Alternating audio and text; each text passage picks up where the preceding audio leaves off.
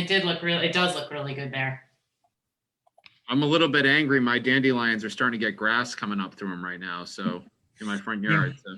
Big little dandelion wine. Yeah.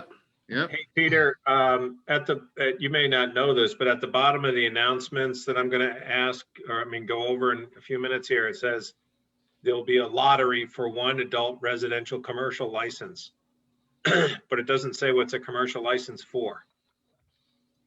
I'm 100% that I'm 97.9% certain now that we're live. We've got members of the media in the audience. I'm 99.8% certain that that's for shellfish, but I should probably figure that out before you announce it publicly. Huh? Hold on a second. Caroline, you're not up on that, I'm assuming, right? I don't know what you're talking about. Shellfish. I think it's a shellfish lottery. I know nothing. Hold on. I'm looking.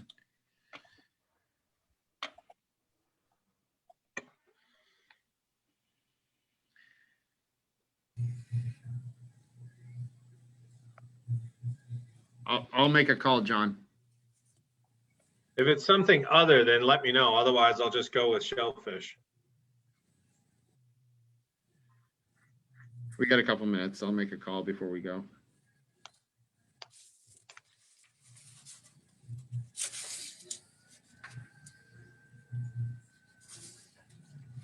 Hi, Doug.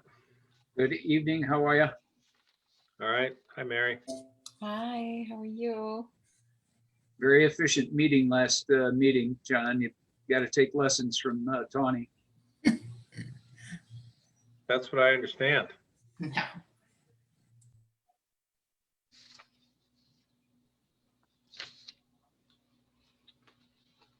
Got to go put my tea bag in. Hopefully the water's hot.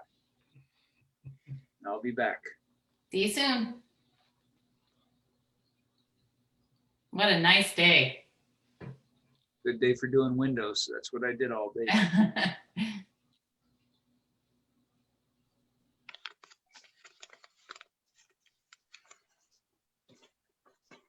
All right. One commercial adult resident shellfish license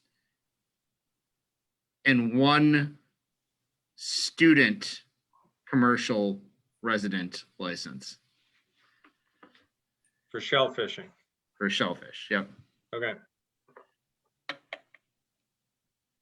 That's what I thought, but wanted to make sure. Ed, you're looking like Gilroy. Who? Gilroy. Who is she? Gilroy, yeah. No, it's a old World War II thing. Kilroy was here. Uh-huh. I can't ever get into these meetings. Then I can never get out. It's a never-ending loop, huh? Chip, something like this, right? Exactly. Hand Yeah. over.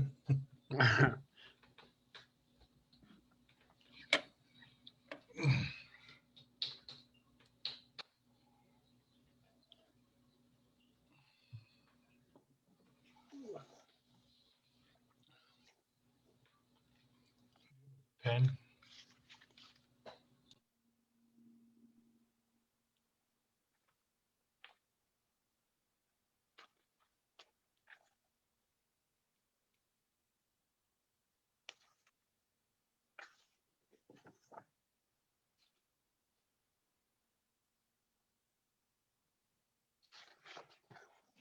Okay, I think we're live on all of your channels, Mr. Chair.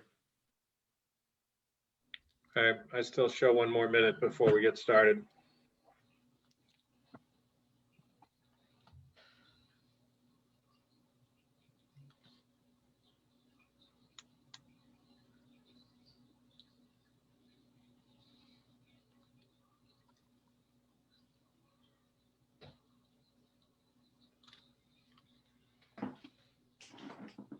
John, is your beard gone for the summer now?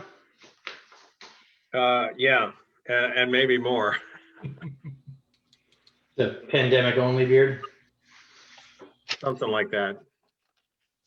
I had it off for the past 3 or 4 years and then just grew it back this winter. All right, welcome, Jake. It is 6:30, so we will call the meeting to order. This is council meeting number 13-21 on the Zoom platform. Freeport Town Council, regular meeting, second meeting of May. It is Tuesday, May 18th. The time is 6:30. And we are going to begin with calling attendance. Like all of our votes and actions on Zoom, there'll be a lot of calling of councilor names so that we can get proper identification of your vote for the record, both visually and on audio. So we will go down and start with Councilor Whitney, Here. Councilor Lawrence, Here. Councilor Riley, Present. Councilor Bradley, Here. Councilor Pilch, Here. Councilor Daniele, Here. and the chair, John Egan, is here. Our first order of business is the Pledge of Allegiance. Please note the flag behind Councilor Whitney and join me in reciting the pledge. I pledge allegiance to the flag of the United States of America and to the republic for which it stands, one nation, under God, indivisible, with liberty and justice for all.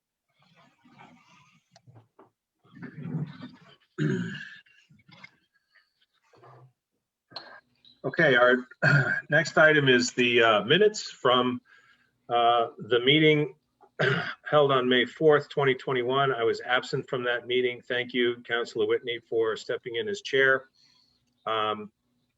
We can take a look at if anybody has questions. Otherwise, we can take a motion to waive the reading of the minutes. So moved. Second. All right, been moved and seconded to waive the reading of the minutes. We'll go ahead and take a vote on that. Councilor Whitney, Yes. Councilor Lawrence, Yes. Councilor Riley, Yes. Councilor Bradley, Yes. Councilor Pilch, Yes. Councilor Daniele, Yes. and the chair abstains. I was not present at the meeting. The third order of business is announcements. I have a few to start, and then we can go down the line if for any other councilors that have announcements. The Sustainability Advisory Board is hosting a virtual presentation on composting. Learn more about composting on Monday, May 24th from 6:30 to 7:30. It'll be a virtual presentation. The speaker, Tyler Frank, is the founder and president of Garbage to Garden, a leader in food waste diversion and composting. He'll discuss different methods that you can use to compost your home food scraps and provide tips and tricks to make the process easy, clean, and rewarding. To join the webinar, similar to this one, you'd go to the town's website calendar and look for the Zoom link. That's a presentation on composting on Monday, May 24th, 6:30 to 7:30. The RSU 5 budget validation election, which is our collective community vote on our school district, will take place on June 8th. The polls will be open on June 8th at Freeport High School from 7 a.m. to 8 p.m. That's Tuesday, June 8th. Absentee ballots are available now at the clerk's office at Town Hall. For more information or to request an absentee ballot, you can call the clerk at 865-4743 extension 122 or 123. That's for an absentee ballot on the school district budget validation vote, which is on Tuesday, June 8th. On April 27th, the Freeport Town Council adopted an ordinance regulating short-term rental of residential properties. The application and self-inspection checklist can be accessed on the homepage of the town's website at freeportmaine.com. Any questions, please call the clerk's office again, 865-4743 extension 123. Governor Mills' executive order dated February 3rd, 2021, which extended the deadline for licensing your dog, is set to expire on June 2nd. Please be aware that you now need to renew your dog's license no later than June 2nd, or a late fee will be charged. You can register at the Freeport Town Hall or online at doglicensing.com. For more information, call the clerk's office. And finally, there will be a lottery coming up on Tuesday, June 15th for one adult resident commercial shellfish license and one student resident commercial shellfish license. Applications may be received in the clerk's office only between Tuesday, June 1st and Tuesday, June 15th. In that 2-week period, that's when you can drop your application. And the license lottery will be held on Wednesday morning, the 16th at 10 a.m. So if you are interested in picking up a adult or a student resident commercial shellfish, Spending our money that we got bonded for a complete connection on these paths and bikeways along the bridges. And Jake, is there anything else you want to add to that? Oh, that was great, Councilor Riley. Councilor Bradley had a question? I guess this is a continuation of the issue that was raised at the last meeting where there's going to be a delay in the bike path because there needs to be a taking of land to allow it to happen. Is that the idea? We don't know whether it's taking of land or if they're afraid to do a buildup along the roadside with a retaining wall. But we will get the bike path. It's just a matter of timing. It's not. Right now, it doesn't show being connected. I don't know, is Adam in the audience? There's just a couple of logistical things that we're working through. Like, for instance, the slip lane that goes on to 295 North was also discussed, and that's changed a little bit from how they showed it to us first to how it is now. It's just the background stuff that, you know, keeping them honest kind of a thing and making sure that we all get the best bridge that we can. So my question is, we all represented to a community what we were getting, and we had an overwhelming vote in support of this. Are we in a situation where we need to raise some sort of formal objection to the DOT, or is it just conversation going to get us there? No, I believe this is the activity of the Complete Streets Committee is doing, is to push to make sure we get everything that we ask for. Okay, and you don't think you need any help? Well, you never know. Not It's yet. too early in the Okay, game. you let us know. We will. We're keeping you in the loop right now, just saying what's happening. Okay, But right now, keep letting the meetings play out. all right, thank you. Councilor Whitney. I just want to update the council, and I brought along my partner in crime, president of FEDC, Mary Davis. We have been giving you updates on each council meeting on how things are going with the revisioning of downtown Freeport. It's really exciting. We have had an opportunity to see the presentation, and it's really exciting. And I want everyone to know what's most exciting about this presentation is that they have captured all of your voices. They've captured all of your thoughts and ideas, and they did the magic to put it into a presentation that it makes it very easy to see what your thoughts were.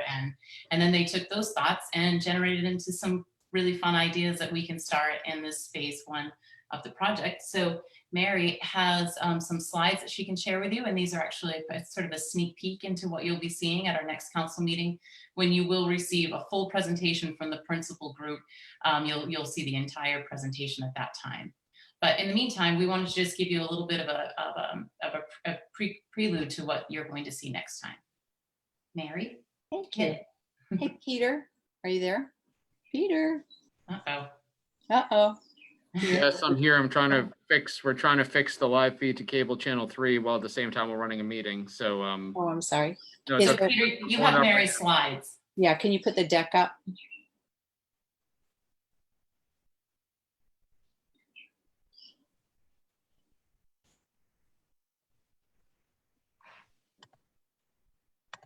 Somebody like wants to email them to me. I can put them up for you right now.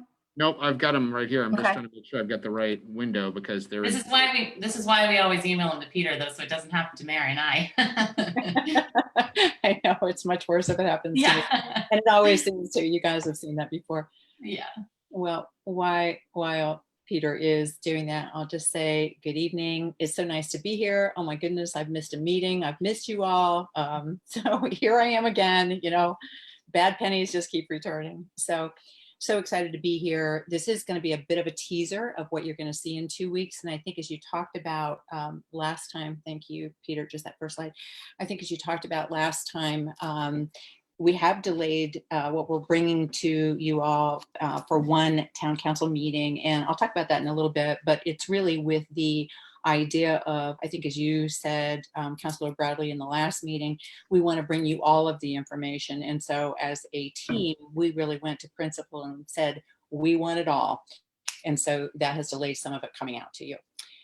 But again, so happy this was sponsored, as you know, by the town, by the council, by FEDC, and there's been so many participants from the community. So we really wanted to make sure we brought all of the information that the community so caringly put into this group, because this is all about creating the sustainable, economically viable downtown that we all want. So super excited about this. So next slide. You'll see these were the goals that we brought to you when we first started out, that our goals were around making sure that we had community consensus around what we wanted the downtown to be. And that was from community members, from visitors, from kids, from businesses. And we wanted it to be a good public process so that it was as inclusive as we could possibly be. We wanted it to be an actionable plan. And you're going to see in 2 weeks that there are 14 sort of short-term projects that we think we can do over the next period of time to test out some of what folks said they wanted. Because it's about creating this downtown that really will adapt to what we want now, but also continue to adapt in the future. And it's creating stewardship. We've had so many people involved in this, and we continue to have more community members who are reaching out and saying, please, how can we help? So go to the next slide. So here's where we are on the first phase.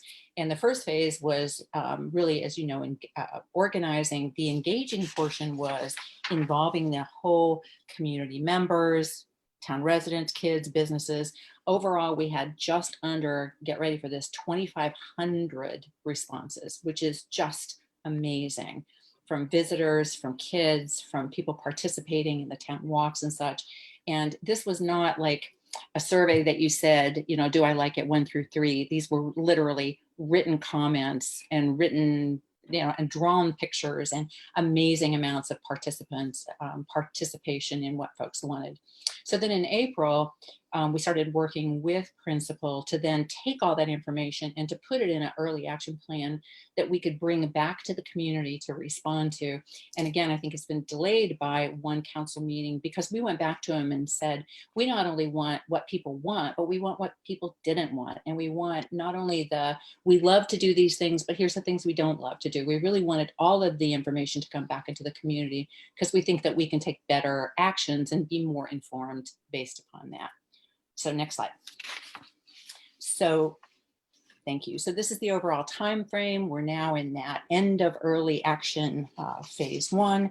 That's where we are. We have the second 2 phases, which is the whole community visioning. And that's about taking this early information that came from the early action plan and taking it into truly like postcards and visuals of what we want. And then the third phase is around a clear, completely written plan. But right now we're where that blue dot is. So go to the next page. So what is this early action plan? It really was about getting the community involved in understanding the challenges that are facing downtown, in understanding from the community what they wanted from the downtown. And some of it, we said, of course we knew that, and other things we were kind of surprised by. But it's also this idea of an action-oriented plan that puts into place some tactical projects that we can test out what people said they wanted, and to test those things this summer. We wanted to test it when there's a lot of visitors in Freeport. We didn't want to test it in the middle of the wintertime when there was nobody here. So that early action plan is kind of a short snippet. Here's what folks said. Here's what we want to try to see if these things work. And some of them may work and some of them may not work, but that's part of what tactical urbanism or trialing this is all about. So next slide. So then what's the downtown vision that comes after that? That's what comes next. So we take the feedback, we take some of the trials, and then we turn it into more of a detailed plan. Because I think as Tani talked about before, we'd rather trial things and see if they really work than putting it into a detailed plan and then finding out later they don't. So next, so what can you expect to get out of this early action plan. So in 2 weeks for the whole community presentation, the first thing that you're going to get is an engagement overview. And it is truly their Pareto charts and analysis from all the different groups. So you're going to see what residents say, what the kids said, what visitors said, what the businesses said. And it's everything from what are your favorite places? And some of the really kind of exciting things were when the kids talked about what their favorite places were. Can you believe that CVS is one of them? Because they see it as being like the town soda fountain. Isn't that interesting? And they can buy cheap candy there. But also from visitors, we asked them, what do you want and what is missing? And so we got a lot of information from visitors, from kids, from the residents about what they want. We asked them about what are the challenges that you see, and some of the interesting things that came back from that are the challenges of the traffic on Route 1, which was, I think, somewhat of a surprise to us, but very elucidating into how people see that. And what are the things that should be kept? There was a lot of rallying around, we love our small Freeport feel. We love the feel of New England. Let's not lose that. So from this early action plan, you're going to get this whole engagement overview, which is a lot of data and information. And of course, as Councilor Bradley was saying, if you want more information, there's a lot behind it. The second thing is a set of community values, which are very much starting to emerge from the information that people said. I'm going to give you a sneak preview of that in just a second. And then from that, a set of early action projects, there are 14 of them, that sort of embody this. What do people want? How does it support the values? And what are some things that we could trial right away to see if we can start to show people action about what they said they wanted in downtown? And one of the examples that comes out of this is a lot of folks said, we want more space to be in Freeport. We want to be able to sit and enjoy and be outside and have outside markets. And this is an example of this parklet idea that Principal has seen put into place in other communities. So a lot of folks said they want this. So this is just like an early sneak preview of one of the ideas. So go ahead into the next slide. Oh, are you there, Peter? Thank you. Okay, so this is a sneak peek about the values that came out. Now, I'm not surprised by this, but I think what we were encouraged by is the consistency of the message that came across through really not only the folks who live here, but also the visitors. And they talked a lot about, we love the New England Village. We want it to be a downtown for everyone. We want to be able to have the visitors come here, but we also want to have residents and kids and everybody be able to enjoy it. Arts and cultural, isn't that great to see? We're already building an arts and cultural center, but folks want more. They want music, they want evening life. They want the town to be vibrant at night. They want it walkable and bikeable. Talk about the bridge that you were just talking about. Isn't that great? They want to be able to bike into downtown and have it safe to bike into downtown and visit and be there. And what the kids said, this is awesome. You know how they get to school? On skateboards. Pretty fun.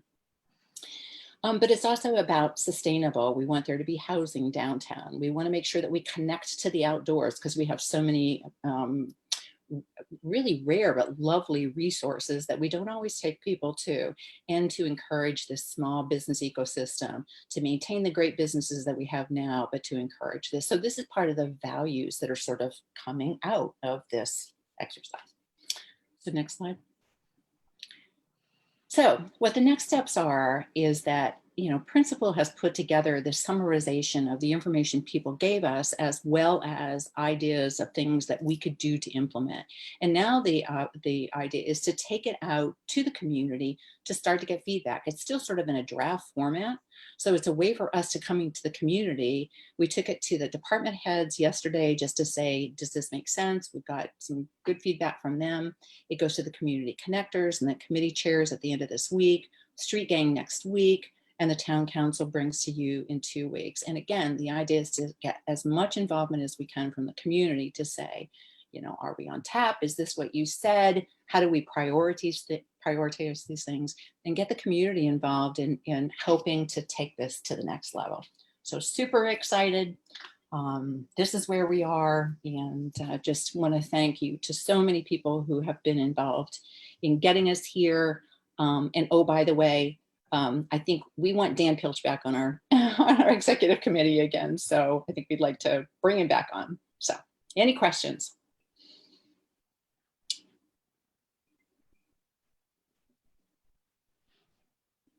I have a question. Yes, sir. Council Filch? The early action plan, in addition to stuff we can try out this summer, will also include, in addition to the values, this is what our residents would like to see the downtown move to long term. Like this is what they want the future of the downtown Yeah. to be more Yeah. concretely than just the values. Right. You'll see in the data that is presented, it's not only presented, it's presented by segments. So you can see it by residents, you can see it by visitors, but they clearly say, this is what we want the downtown to be. And so there is starting to emerge this sort of clear vision of these are the things that I'd like to have here. And for instance, the residents are saying things like, I want the kinds of services that I need in a community. I want those to be in downtown. I want it to be easier to walk around. I want it to be easier to cross the street. I want to bike into town where, you know, it's safe for me to do that. So I think you'll see very clearly in each of those different groups what I would like to see in the downtown. Yes. Okay, great. We don't need to wait for phase 2 to see that. That'll be included in this. Well, you're going to see the information that comes out of that in 2 weeks, like the data, but then in the visioning portion, that's okay. So now we heard what you said you wanted, but is this what it really looks like? Our parklets, one of the things that folks said a lot of is we want a place to be. We want to hang in Freeport. We want there to be like beautiful outdoor spaces. And so like one of the trials is to trial this idea of parklets, which is you create sort of beautiful spaces pretty inexpensively. And so we want to trial that. And if that's really what people want, that we test in this early phase, then in the visioning plan, then we really put those into the visioning plan. So it's a way for us to be able to trial what we think people are saying. Thanks. Yeah. Council Bradley? Hi, Mary. Thanks for the presentation. I think 2,500 responses is just truly amazing. I mean, it is just out of the box. But it generates for me a question. So you have categories of responses within that 2,500: residents, visitors, kids, Correct. you know, businesses, etc. Yeah. And will we find out on the 6th when you present what the balance was in terms of responses from those different groups and what their specific messages were? Yes. By group? Yes. What we did is we created for each of the subgroups, we created their Pareto chart. So it shows like 15% of the people said this, 10% said this, 8% said this, 4% said this, and it gives it to you by each group. And some of the messages are different from the two groups, but some of them are very consistent. So yes, you will see by group, here's the things that we like, here's the things that we want.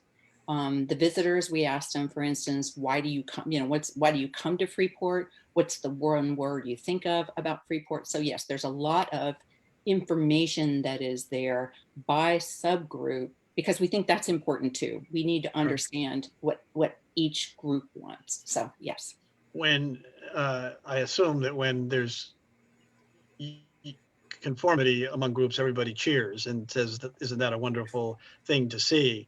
When there's dissonance, how is discretion exercised between groups where they differ? I actually think the dissonance is good for us to hear. Like when you see some of the things that the kids want, the kids want cool places to hang in downtown, and we kind of don't have that for kids. So I think that's good for us to know. Or, you know, the residents are saying, you know, we want ease of getting in and out of the places that we want to frequent. And of course, you know, visitors don't say that. So I think you're going to see some of the dissonance there too. And we're actually trying to show all of the information so that we understand all of the information and not try to downplay it, but understand it. That makes sense. Where there were differences among or between groups and choices had to be made, was there a set of principles? Excuse the connection with the group, but were there? Well, how were those choices made? Sure. I think the discussion then comes with when you all see this in a couple of weeks. You saw those values that we came out. So what we're trying to do is say these are the values that we think everyone was talking about, and these should be our guiding principles of how we do the decisions about them. So I think that should help us. But certainly that's why we're bringing it to you. So at this point, we're not making the final decision that says this is exactly where we're going. We're showing you the data. We're showing you what we think the principles are. And then we're showing you some actions that we think we can take to trial and test these out. And then we go from there. Right. And like you said, we didn't filter it down or make any decisions, which is actually why the presentation is going to be an hour long. And when they first, gave it to us to sort of kick it apart and peel it apart, they said, we know that it needs to be, we know that we need to shorten it. And we said, you know what, don't. We paid a lot of money for this. Let's let the public see absolutely everything that you've done here and not edit it down. Right. Thank you. Thank you. Councilor Riley. Is there any possibility, hopefully, that this information can be in our packet so we can review it before the council meeting? Yeah, I don't see any reason why not. It's a PowerPoint presentation that's it's very, very big, because it has a lot of pictures and a lot of pictures that demonstrate what we could do. So maybe what we could do, Mary, is have it, we could have a link emailed to them versus having it in their packet. Right, because if that would work, I think it would be easier for you to see it, Councilor Riley, because I think it's a very large deck, and again, very intensive because of the photographs and the renderings that they've done from some places for some of the ideas. So then we can make intelligent questions. Absolutely. And we should be able to get that to you easily by the time that you put out all the packet information. Yep. Any other questions for Mary? Thank you very much, Mary. And Tawny. Thank you all. Other information exchange items from any other councilors? Councilor Bradley? I have a couple of things. One is that when I met with Mr. Arndt and Mr. Braden about the Island Rover, I was told that Mr. Arndt had done a very detailed breakdown of the site, item by item, putting it in categories, color coding each category with respect to, cleanup, sale, auction, and even to where things should go.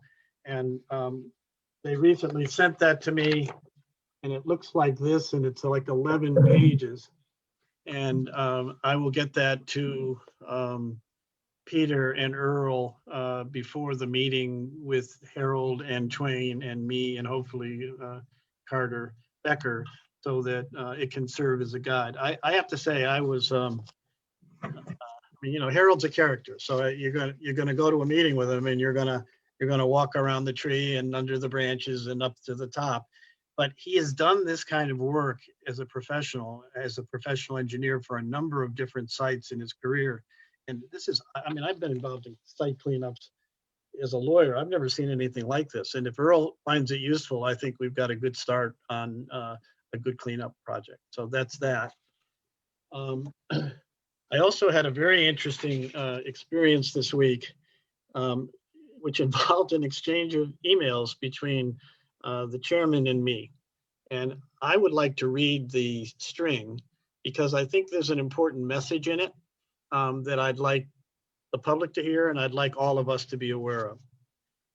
So on 5/11 at 9:54, John Egan sent me an email saying, "Ed, would you spare a minute to assist me in completing a task? I'm in a meeting." I didn't get the email till the next day, and I said at 3:21 on 5/12, yes, of course. 2 minutes later, John emailed me back, "I'm not around. Can you help purchase Apple gift cards, 5 pieces, 100 a piece at any nearby store? I can't call. I'm in a meeting. I'll reimburse you tonight." And a few hours later, I emailed back, said, "Yes, I can do that. When do you need them? I'm going to a girls' lacrosse game. It'll be over by 8. I've looked online and can buy them that way. They can be emailed to you or to your intended recipient. Will that work? Almost immediately, John emailed me back saying, oh, okay, that would even be better. I was intending on forwarding them myself, but the email you could send them to is, and then the email was provided. That's the email address. Let me know when you send it. Well, after the lacrosse game, I started to get a little squirrely. I mean, I started to think, why would John, as much as he respects me, ask me to do this for him? And as I thought about it, I said, I better call him. And when I called him, of course, it was a scam. And what I'm trying to say is I came within a nanosecond of punching a request for $500 worth of gift cards to send to an email that John never sent me. And we never would have seen it again. And the last email in the string when I got home was bye-bye scam. And that was the end of it. But it's out there. If it can get me and it can involve John and implicate our relationship on the town council, just imagine what it can do in a community of people who are, just waiting to be scammed. So I just wanted to, I was so stunned by how close I got, and maybe I shouldn't have been, but I was, and felt foolish even though we caught it. I just thought I should share it for everybody's information. So I did. That was it. Thank you, Ed. And I have one other thing, which is, what is it? That was the email I was referring to, John, when I got in. I didn't respond immediately, and I didn't get anything back like you did, Ed, but it was the exact same one. Did everybody get it? Oh, yes. And I've had one in the past too. What do we do with those, Peter? Hit delete, Doug. The gift cards that I gave to you, or I gave to John, and he gave to you. Right, the gift cards that we didn't send to the scammer, though. Yes, Right. yes, I think that they were last used to buy library supplies. Yes. Perfect. Perfect. Also a close call. Another one. I think Ed's point is good. We get these. We've grown accustomed to these. We're getting them weekly now for town employees. They're always a lot of the time, they're almost always in John's name. There've been a couple sent out that are in my name, and the employees are kind of trained on it now that if it's got that external, I don't have one in front of me here, but the external email header on the top of it, like never reply, never, always double check with somebody. But yeah, I mean, this is a pretty common scam that people are running. Actually, some municipalities, school districts and such throughout the state have been caught on this one before. So Check the email address that it comes Yes. from. Where it's coming from, it'll normally be something different. The first part will look fine, but then it's at something different. And that's a good way to check and make sure if it's truly from the town council or from something else. Yeah. Well, I can just say for the record, I'm not ever going to email any of you about gift cards.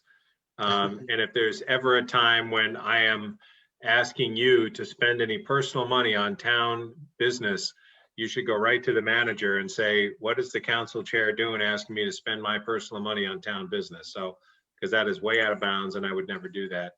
But that's good to point it out so that we can all be reminded about how insidious these cons can be. Councilor Pilch, you had your hand up?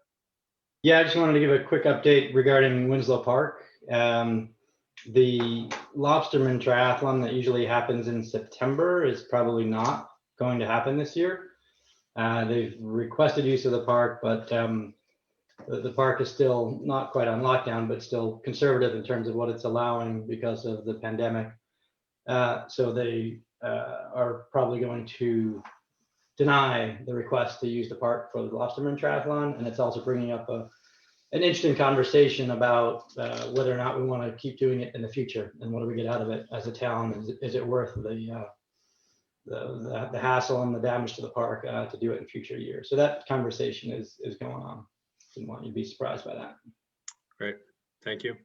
And that did get sent out, Counselor, today. I think Neil Lyman sent that out. And just to add to that, that's a pretty good summary. I think we're also, from a staff perspective and the Park Commission perspective, trying to reserve those spaces, big outdoor public spaces, for people that want to be outdoors this summer. There's higher usage on our public parks, and I think it really made the park commission think about, is that something they want to give away even for a weekend in September, when everybody wants to be outside with their families, so it's kind of a preserve the asset for the locals rather than, the 900 or 1,000 people, of which, 20 of them might be locals that want to use it, and lock out all the, the locals from using the park for that weekend. So. All right, any other information exchange or committee announcements? All right, we'll move on to our next item, which is the town manager's report. Peter Joseph. Mr. Chair, thank you. We've had a busy week here with a lot of things, but primarily the big thing that I want to talk about now is adjusting to a slew of new sets of guidance over the past 2-3 weeks that have been issued in terms of COVID safety, pandemic things like that. So as most people are aware, both the state, well, shortly the state, but already the US CDC have issued guidance, recommendations, and guidelines about everything from social distancing, building capacity, mask wearing both indoors and outdoors, and pretty much everything having to do with pandemic safety. So I think we're happy to report, or at least almost everyone's happy to report, that as we have throughout the pandemic, we're evaluating the guidance, and we're going to be adjusting town policies at facilities within the next week here. We're having meetings today, tomorrow, with all of our different facility people, the public facing facilities, at least. We met with town hall today, and we're going to be talking with the library tomorrow about what we're going to be doing and, how we can best conform to the guidance. So that I'll spoil it here. That means at least town hall, we've already been through this one today. We'll be following the governor's guidance next week. Or I should say Maine CDC guidance next week, which is vaccinated individuals are not required, fully vaccinated COVID-19 vaccine individuals are not required to wear masks indoors. And that's recommended for statewide public facilities. So that's going to go into effect here on Monday. That'll apply across the board, employees and visitors and business, customers. So, and we're working on similar evaluation based on recommendations. Recommendations are a little bit different. There are a few different groups that are doing recommendations for the libraries, but we're meeting with the library staff tomorrow to go over that. So I'll announce that in the near future. I do know that the library is talking with us about moving towards more open days and fewer curbside days. They're still going to have some curbside days because there are some people that want to participate in that, but based on demand. So that's a conversation. I don't have those exact days or dates yet, but we're going to have that conversation tomorrow, and we'll be updating the public on that. So that's a good thing. A little bit, I think a few people, maybe 10% of people are scared by that kind of a change, but 90% of people are probably very welcoming of it. So as we have throughout the pandemic, we're just, we're following whatever is issued, trying to do our best, but understanding that we're relying on guidance of primarily Maine CDC as our local governing authority, but also what the US CDC is issuing. Counselor. Oh, you're muted, Ed, sorry. Still muted. Peter, is there any concern about being able to accurately identify who has been fully vaccinated and who has not?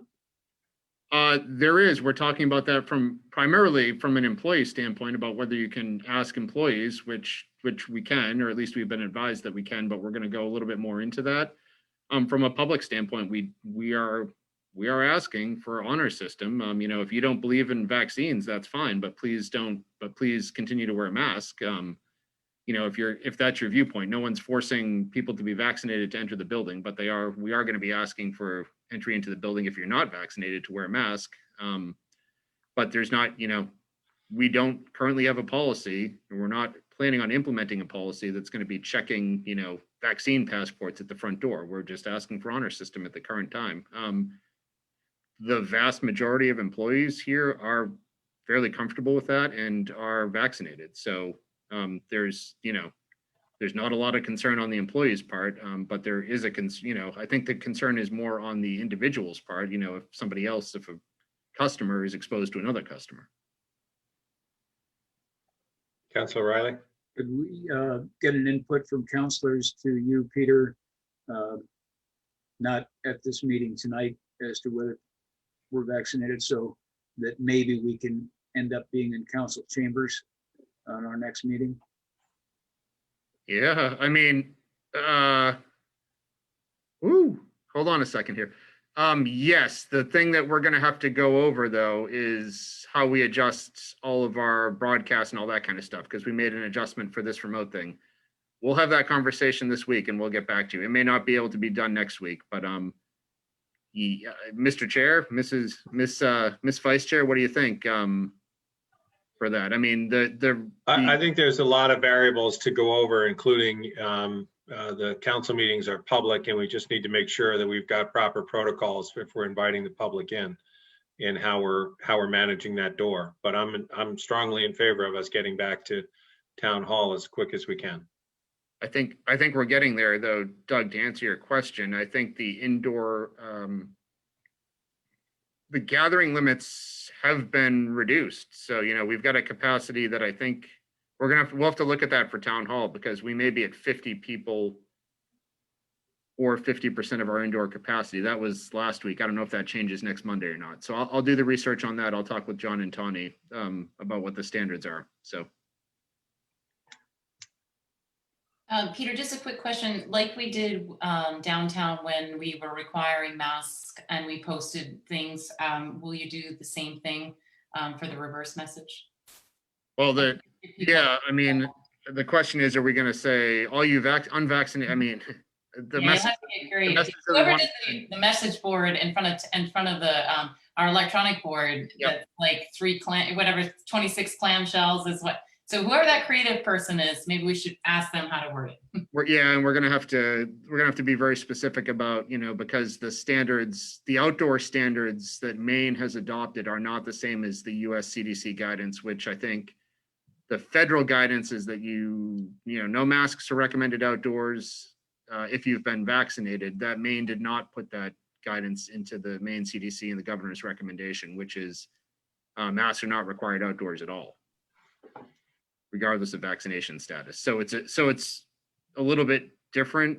Yeah, we're going to adjust the whole mess. I mean, this is all brand new. So it was kind of middle and end of last week dropped on us. So we are working on the messaging. We're working on the public entrances to buildings, so people are clear what they're being asked to do and what they're not.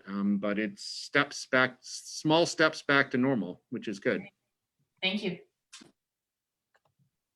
Thank you. Anything else in manager's report?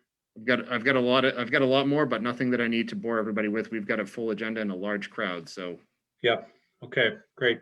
The next item, thank you, Peter. The next item on our agenda is the public comment on non-agenda items. This is a chance for members of the public to address the council and converse and speak in live time. You will be invited over to the presenter side of the webinar platform. The way to do that is to use the raise hand feature. If you're watching on Zoom, you can also do *6 if you're listening on your telephone.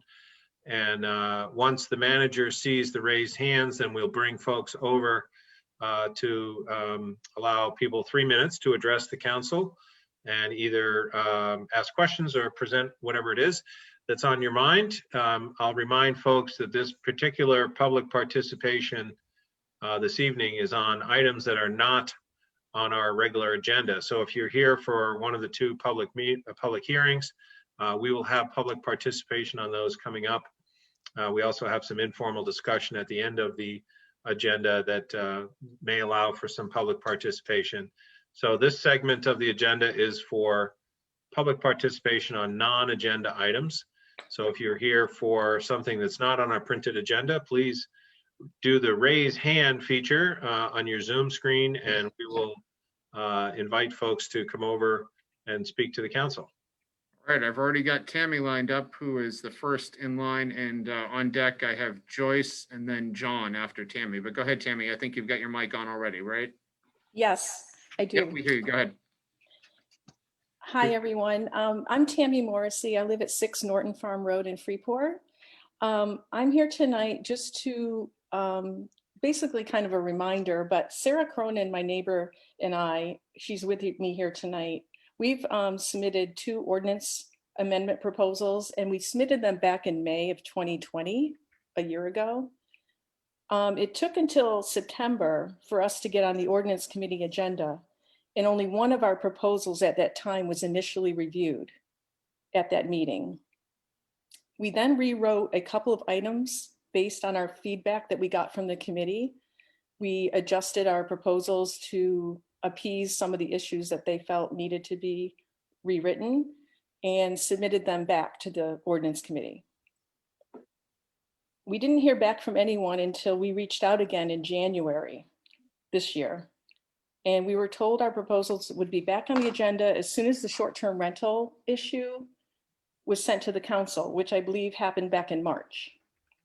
Since then, there has been no ordinance committee meetings the past 2 months, despite our proposals hanging in the balance.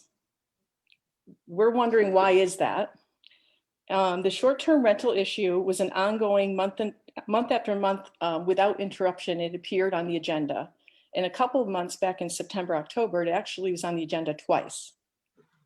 The short-term rental proposal was brought to the ordinance committee due to the disruption that the short-term rentals were causing in certain neighborhoods and disrupting the lives of those people living near those rentals. Sarah and my proposals are also being brought to the ordinance committee's attention because of the disruption in our neighborhood. Just like those who wrote the short-term rental proposals, we have written ours to try to protect others from the same disturbances that we have faced in our neighborhood. Now we are seeing a potential cannabis ordinance item that's on your agenda tonight, later on in the process here tonight.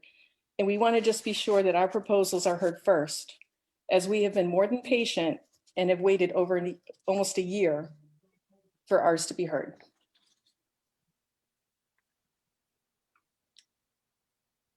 Thank you. Thank you, Tammy. I participate on that committee, and I can assure you that we'll look into the status of those presentations. And Tammy, what is the best day of the week for you and Sarah? I think it's probably a Monday or a Tuesday to be involved with the ordinance committee meetings. I think both of us can be somewhat flexible with our schedule. You know, we can adjust our work schedules to certainly, you know, fit yours, I guess, as long as we have enough notice. Sarah runs a business, and I can certainly take some time. I guess Sarah and I feel that you know, this all started back in August of 2018. No, you're right. And here we are coming up on, you know, 2.5 years. You're right. This is the next item on our agenda for the ordinance committee meeting. Discussion with the marijuana issues that would follow your resolution or the resolution on noise. So we're prepared to begin. I want to remind you, Doug, also that it's not just the noise proposal. It was also the construction issues and the timing of the construction with the subdivision and the zoning ordinance as well. Right. Let us know what is the best day for both of you so that we can get rolling on this. We're ready to go. You can let us know what fits your, you know, oh, sorry. Oh, Sarah. Who do we let know? Oh, who do we need to let know? Let Peter know. Oh, okay. Okay. Thank you. Thank you. Thank you for coming forward, Tammy. Sure. Peter, next I see Joyce and then John. Is that the order you have? This is the order I've got. Hold on, Joyce. I'll bring you over. Go ahead, Joyce. Good afternoon. I was just wondering, as we look at opening up the town hall and having meetings in the Great Chamber again, is there technically a way that you can keep the Zoom participation also? Because some people, I have found it where I can't get out of the house because of medical issues with people, I can still participate. a lot more than just emails. I can participate in person almost. So I'm just wondering if there's a hybrid method out there that can be looked at. Thank you. You're reading my mind, Joyce. Yes, we've. Oh, that's had some- scary. I know it is. That's for both of us, I think. We've had some preliminary conversations on that from a staff perspective, but there is legally and procedurally, it's 100% allowable to have remote participation from anybody except for the council. So audience can be all remote and council, can meet in person, and you could have everybody just like this and they could all be sitting around a table with phone-in capabilities. There's nothing in, it's just however the council wants to allow input, we can do it. So if we can make this work technically, which, we've got a flat screen in the council chambers and an internet connection into it, we just have to figure out how to pipe all of the things together so that they all show up on the video feed at the same time. We can do that for sure, in theory. And I think that a lot of people, staff has been looking at it, that a lot of people will want to continue to participate remotely. So we're kind of pushing, we're hoping that that's possible. The only thing we can't do legally once the emergency declaration is over, unless one of these bills in the legislature passes, allow counselors to participate remotely. But the audience, there's nothing that says an audience person has to be in the room to give input. You could phone in, you could videos, you could Zoom in, we can do anything. So I think that that's going to adjust how things work, honestly, in a lot of municipalities. Okay, thank you.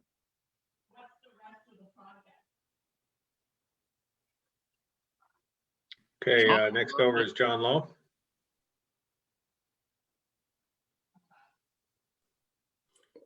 Good evening. Can you hear me? Yes, we can, John. Good evening. Yeah, good. I have a couple of questions. The first one I have, and I've watched for the Winslow Park meetings, but the last one that I saw scheduled, I wasn't able to get into for some reason. Zoom, I don't know if they actually held one or not.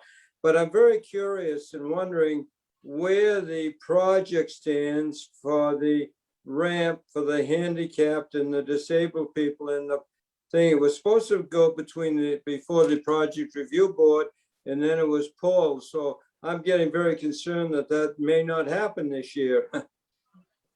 That's my first question. Does anyone have any info on that? Peter, Adam is in the audience. I don't know if Adam knows anything about that or. I think Dan was at the meeting though. Dan knows as much as I do, and Caroline might know more. So I saw both of their mics go on there. Yeah, Caroline probably knows more. So it's my understanding is it got held up with a zoning issue. The plan that had been proposed doesn't fly with the current interpretation of the town zoning, so we're trying to make some adjustments. So the ramp is still going in. The adjustments have to do with the parking and where the parking is going to be. But as far as I understand it, the ramp is I don't want to say definitely going in this summer, but that should be moving forward pretty soon, and they're just trying to figure out where to put the parking so that everybody's happy. Has the ramp been submitted for, has that project gone out to bid and so forth? I don't know the answer to that, John. I know that Neil was pretty close to pulling the trigger on it. I don't know if it's been to bid or not. Caroline might have some information. Yeah, they had to pull it wasn't just zoning, it was actually shoreland zoning state, which is regulations under the state they didn't comply with. So they need to make some alterations. We haven't seen the final updates to the plan. Staff did have a meeting with Neil and his team, and then they also had a visit on the site. So we're waiting for them to submit something that's updated to see if it complies, see if they need any state agency permits, and then would have them come back to project review board when they're ready. I'm assuming they haven't gone to bid yet since the design changed. John, and all I can say is I think there's agreement on the ramp is staying in the same location. It's where it connects into the parking lot up top that had to be moved around. So it was a design change, but the project is still moving forward. Okay, good. Thank you very much. And I have one other question that I'm curious about. Every year we have the brewer lot, we have the little parking lot and so forth. down in the South Freeport. And also included is that they also have always provided restroom areas, as we have no public restrooms in that area. Now, last year that they did not, because I assume because of the COVID. Do you know if that's going to be part of the project this year? And also other places in town for folks to use, like the public service building and so forth. With the lifting of the things that you're talking about, is that going to affect all of those public buildings so the public will have access to them? All that I can speak about are town-owned facilities. So anything that's privately owned, even if it's leased or anything like that, the landlord or the owner would still have the right to make those decisions on. So that wasn't part of the lease agreement with the town when they were doing the parking? Okay. No, Brewers you're talking about that restroom that's right next, that's by that parking there? Right, the one that Brewers supplied, yes. For the Yeah, I town. don't We did think it that for a there's number of any. years. Yeah, I don't think that there's any rights, John, to the, I think it's open to the public, but I don't think it's tied in any way to the parking lease. Okay, well, last year they didn't do it because of COVID. I don't know whether they will this year. If they don't, maybe the town ought to think about doing something about restrooms. There's a lot of people that go down there, and not all of them go to the restaurant. And the restaurant, the ones they have are only for their particular customers. So we should try to, help visitors that come to town. Thank you. That's all I have. Thank you, Thanks, John. John. Okay, if anyone else wishes to participate in the non-agenda items on the public comment period, this is your time to come forward. I'll a couple extra seconds here to make sure if anyone is interested in just holding off before they hit the raise hand feature on the Zoom screen. That is your way to indicate that you wish to speak to the council, and will be brought over to the live portion of the platform on Zoom so that you can talk in real time with councilors. I don't see any other hands up, but just want to make sure. Anybody on the list there for public participation? We do have a number of public hearings, so not surprising that we have a list of at least 20 members in the public watching the meeting this evening. But I don't see any other hands going up. Peter, do you see any? Am I missing any? Okay, so seeing that, we will then close the public comment period and move on with our agenda for this evening. The next item up is our consent agenda. There are 5 items on the consent agenda this evening. The purpose of the consent agenda is for routine and rather ordinary things to be accomplished without taking up significant time and sort of move it right along. And as usual, many of these items have to do with our hospitality, permitting and licensing, victualler licenses, and liquor license extension, in addition to an award for contract for rescue billing services, and identifying and appointing ballot clerks for the June 8th RSU school budget election, which we talked about earlier. Are there any items on the consent agenda that any councilors wish to have removed and brought to the full agenda for discussion? Okay, we don't see any, so we will then take a motion to adopt the consent agenda as presented. Be it ordered that the May 18th, 2021 consent agenda be adopted. Second. Been moved and seconded. We'll take a vote. Councilor Whitney? Yes. Councilor Riley? Yes. Councilor Bradley? You're You- muted, Ed. Yes. Councilor Daniele? Yes. Councilor Lawrence? Yes. Councilor Pilch? Yes. And the chair votes yes. Great. Consent agenda is adopted for May 18th, 2021. Our next item on the agenda is number 85-21. This is discussion and a public hearing on a proposal for potential contract zone designation for property largely in the C1 district for a solar farm. We have a couple of members of the applicant with us this evening. Sean Toby and the gentleman from NBD Solar. I'm sorry, I don't see your name there, so I don't know who that is. Councilor Pilch, could you please read the item and open this? Before we get to the public hearing, I thought we'd give our applicants a chance to make a brief presentation. We have your materials in our package, folks, so we don't need the whole recitation, but if we could just have a brief summary of your position this evening. Councilor Pilch, could you please open up 85 number 85-21? I'd be happy to consider action relative to a request for a contract zone for property located at 0 US Route 1, Tax Assessor Map 23, Lot 64, and 0 Stagecoach Road, Tax Assessor Map 23, Lot 64, for the purpose of allowing a large solar farm, approximately 10 acres, in portions of the parcels in the commercial 1 zoning district. Are you ready to open the public hearing as well? I think we'll open the public hearing in just a minute. Let's give the applicant a chance to make a presentation so the public has the benefit of that information.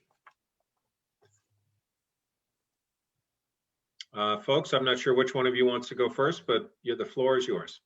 Sean, would you like to open up and then I can jump in after you? Yes, so I can just kind of start off real quickly. Sean Toby, I'm a civil engineer with Hoyle Tanner and Associates, and also here from NBD Solar is Christian Laranger, owner of NBD Solar. So like you said, I'll try to just keep it really short. You have the materials in front of you. This is a site located in the C1 district. It's set back from the roadway. It's a real narrow frontage, and it's not really a prime commercial site. And we're looking tonight for a contract zone to move forward to basically just allow a large scale solar development in this commercial 1 zone.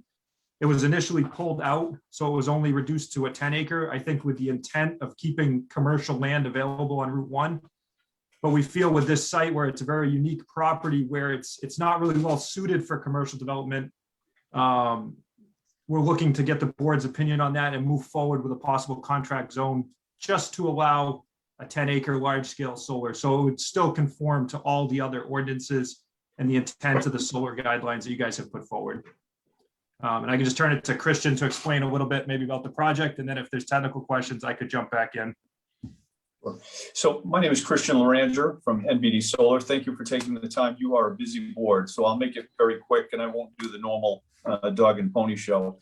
I spent quite a bit of time in Freeport, and anybody that knows what your McDonald's is like and how you folks take care of your town and with your downtown vision, what we wanted to do was come in and find a proper piece of property to place a solar array. And I think what you did as far as protecting your commercial district and not turning it all into solar, but keeping that for useful, taxable, developable property was an excellent idea by the board. We chose this property a while ago. We put a lot of money into it with engineering because it was hidden and kind of off the beaten path a little bit. Yet this project has already achieved CMP interconnection. We have a signed interconnection agreement with Central Maine Power. So we're not caught up in a lot of the problems that maybe you've heard about that. One of the things that we wanted to achieve, and in knowing Freeport a little bit, is that what I thought we would do with this project is there's 2 basic programs in the state of Maine. One is a net metering program that would sell the power to businesses. The other one is a residential program in which members of the community, and don't just think of this as a barrier for Freeport because it doesn't necessarily work that way, but members of the community in the CMP community could opt in to this residential program. They would therefore get a discount on their power, but you wouldn't have to go through the process of putting panels on your own home, getting into the structural integrity of your roof. And the town of Freeport would not have to face, as well as other towns, I don't want to just make this for Freeport, but in knowing how you're trying to keep your community and have the look of your community, this would keep solar from having to go on every rooftop and give people an alternative to getting their green power from somewhere else, rather than putting it on their roof. With that, again, I don't want to bore you with the whole presentation, and if you have any specific questions, I'm happy to answer them. There is also the aspect of the future of what the grid is going to look like, protection for the town in your particular area. When people start taking, and this is coming very quickly, Biden's going to Ford tomorrow for the new electric Ford F-150. The electrification of cars is coming. The grid right now is I don't want to say overwhelmed, but it's not in great shape.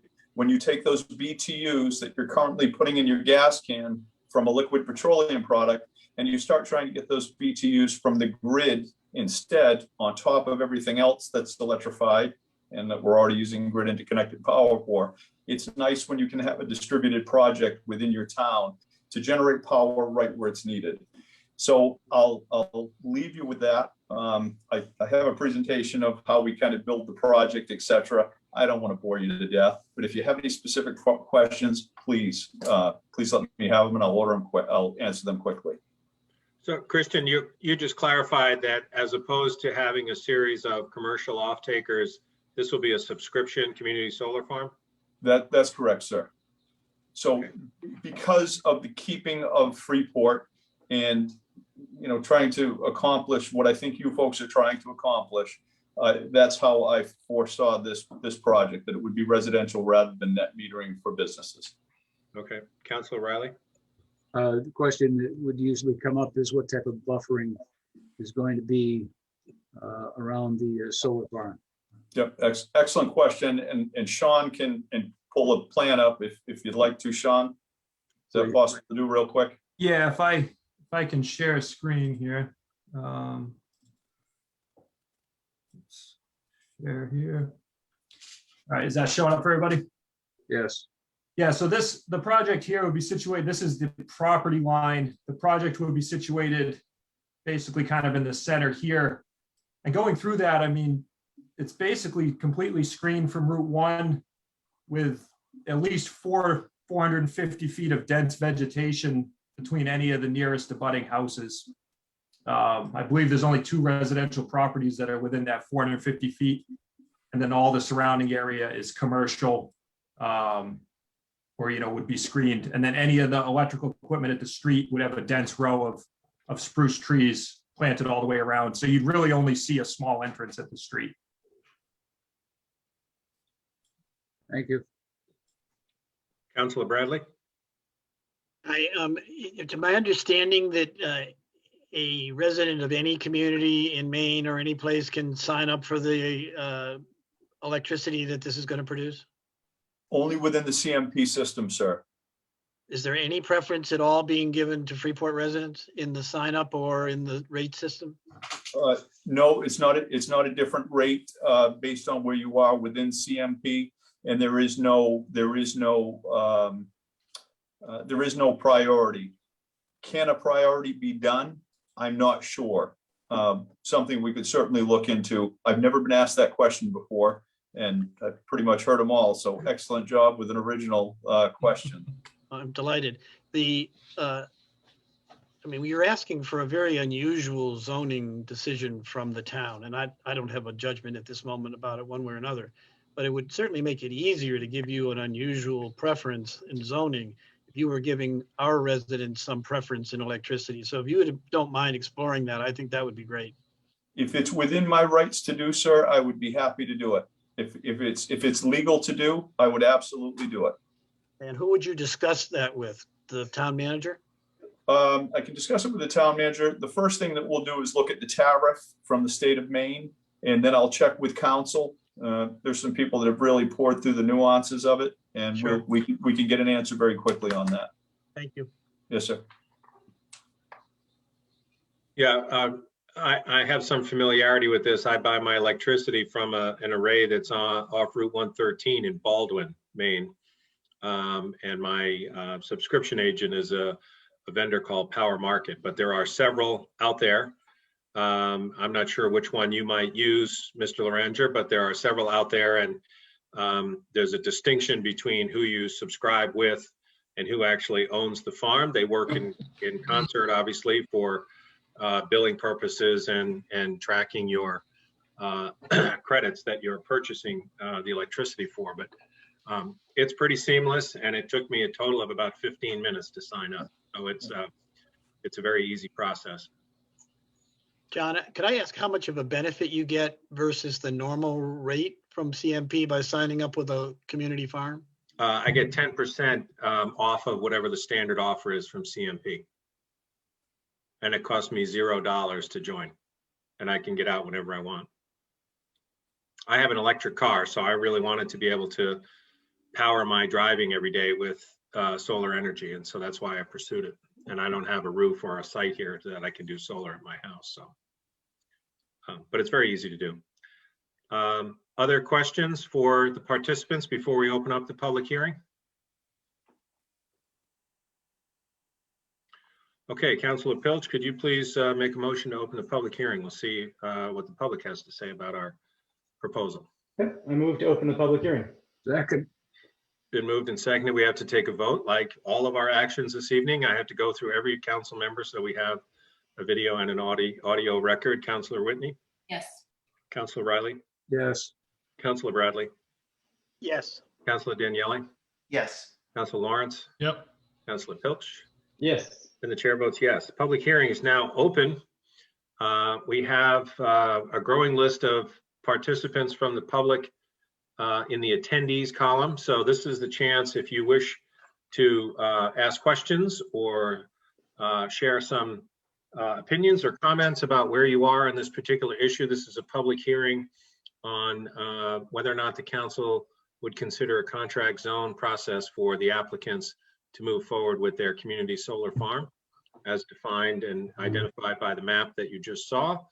If you would like to participate in the public hearing, please use the raise hand feature on the Zoom screen or *6 on your telephone if you're calling in. And this will be a chance to address the applicants and ask your questions. Sometimes it can be a little intimidating to be the first one to sign up for a public hearing or to sign up to speak. So I'll just give another extra moment here if anyone wishes to address the council or Councilor Pilch. Well, while we're waiting, I just to refresh my memory, this is a procedural action that we're taking tonight to say whether or not this is an appropriate use of the contract zone, but we're not actually approving the contract zone. This is just one of several steps, right? And this is That's correct. Budget review and all that. That So is we can correct. Fill it, but we can't approve it tonight.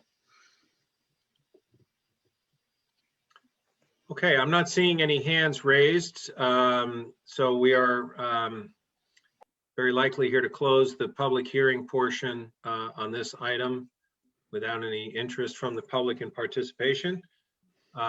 Councilor Pilch, could you please make the motion to close the public hearing? I move that we close the public hearing. Second. Right. Moved and seconded. Councilor Whitney, Yes. Councilor Riley, Yes. Councilor Bradley, Yes. Councilor Daniele, Yes. Councilor Lawrence, Yep. Councilor Pilch. Yes. The chair votes yes. Public hearing is closed.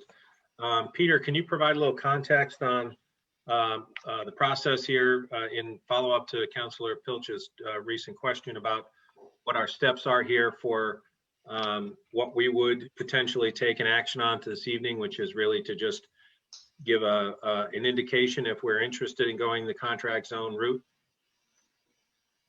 Yep, so this process then goes to the, I think you should think of it as kind of two halves. First of all, you know, even if you approve the contract zone goes through the whole town approval process. There's still the site plan approval process that an applicant would have to go through, which is, you know, which is the same as if it wasn't allowed use, you know, allowed in the zone and they just applied right now. So there's still the whole project review board review process that would happen. That's part two. That's going to have to happen regardless. Part one is this whole contract zone process. So what they're looking for is a use that's essentially, for some reason or another, not allowed, that would not be allowed to occur. So they're asking the town council to make an exception through a contract, which you have the ultimate authority to do. But this needs to go tonight's recommendation or tonight's approval vote that it's okay to even pursue this. Then it goes to the project review board, who then gets input from the planning board. And they make a recommendation back to the town council. And then the town council actually acts on whether or not to approve the actual contract zone proposal. So that would be like a month or two, process from now, or potentially longer, before we come back to you for approval of the contract zone. And then all that means is that then they can just apply for a project. Okay. And there's we talked about these kinds of potential applications several months ago when we had a consideration that Caroline's effort brought forward on whether or not to amend zoning language to allow solar farms in certain zones under certain circumstances. And my recollection, which is not 100%, was that we put a limit on the size of any particular parcel that could be used for solar. And it appears that the coverage of this proposed project meets that 10-acre requirement. But there was also some discussion about whether or not, as the applicant pointed out, whether or not we were going to allow solar to be visible and sort of quote unquote taking up Route 1 commercial space, which also is not a part of this. So I'm a little curious about what, before we consider the contract zone sort of ping pong between us and the project review and then back to us again, what would actually have to happen from a zoning amendment in order for this to be quote unquote allowed? Is it solar as a use, or is it the parameters of the project? Yeah, so this project, the parameters of this project, my understanding, I mean, I haven't reviewed this in as much depth as probably Caroline has or the applicants, but that the parameters, it's designed to comply with the large solar farm parameters in our zoning ordinance, but the town council acted to remove that from the zone before we approved the solar zoning amendment. So we had a little bit of conversation about this in terms of legal review. Sorry. And both Caroline and I talked with our attorney about it and with staff. I guess there's some complications, and there are multiple ways that this can proceed. Contract zone is one of the ways that it can proceed. And that's what the applicant has chosen. We've also identified a couple other alternatives.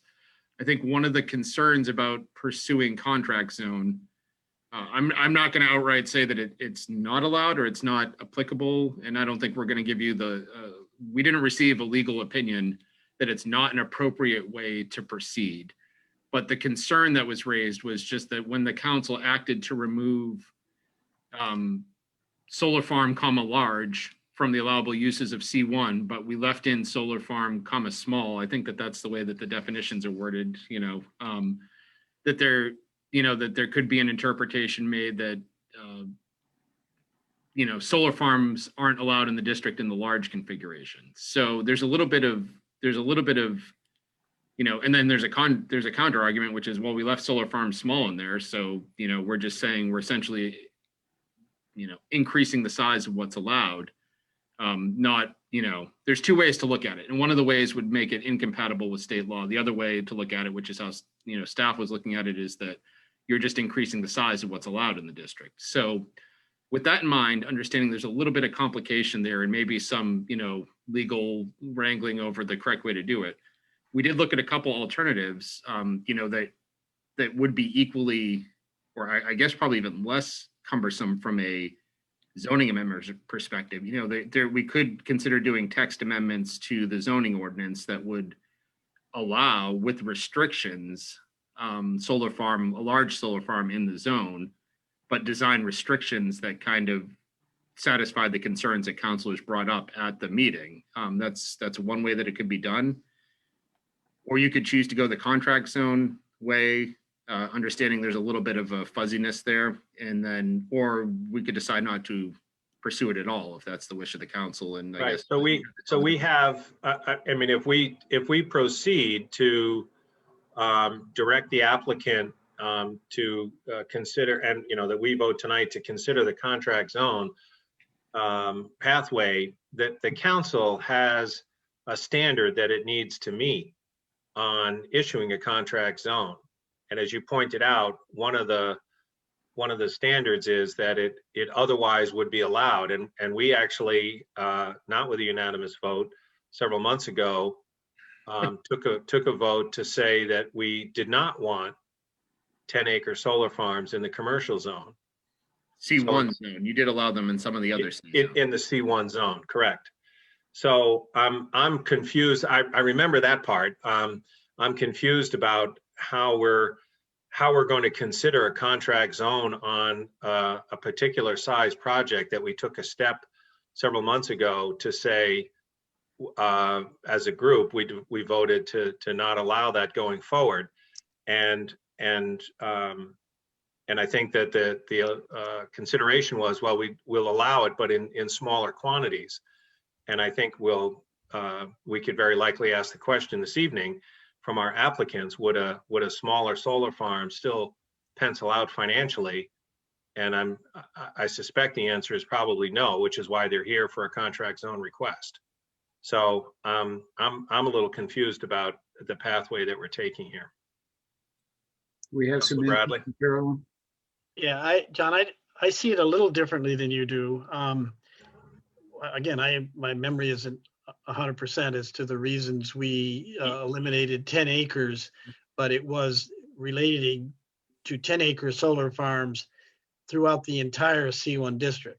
So the concern was not about an individual parcel, but about a proliferation of solar farms all along Route 1. So we decided all through that zone, we didn't want 10-acre parcels. So that's what we said. And now here's a specific parcel, which it's what contract zoning's for, that really has characteristics that are quite different and justify getting a special treatment if it does. So I don't see anything inconsistent with the contract zoning pathway based on the fact that we eliminated 10 acres in the first go round. I think that's exactly why we're in contract zoning, is because here we say, well, we didn't want it throughout the zone, but here's a particular place where it works, and we think it would be in our interest to allow it. That's the extent of my comment on that. Yeah. Okay. Well, I'm in favor of this project moving forward. I'm hesitant about going down the pathway of a contract zone. I would like to see community solar farms in our community, and I think the applicant has done a good job of selecting a parcel that fits in and is obscured from view for whatever purposes that might be. That doesn't bother me at all, but it certainly is not taking a chunk of commercially viable land that is in demand today. That the parcel has been sitting there for years from a previous failed project. So I just want to make sure if we're going to take steps to consider this, which I'm all in favor of doing, that we're laying out the most efficient process for our applicants here. Councilor Riley.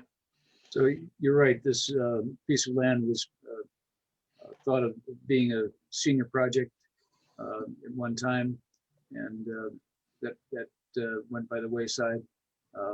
It is a case where some of the same people that opposed the senior project are on our attendees list tonight and chose not to speak.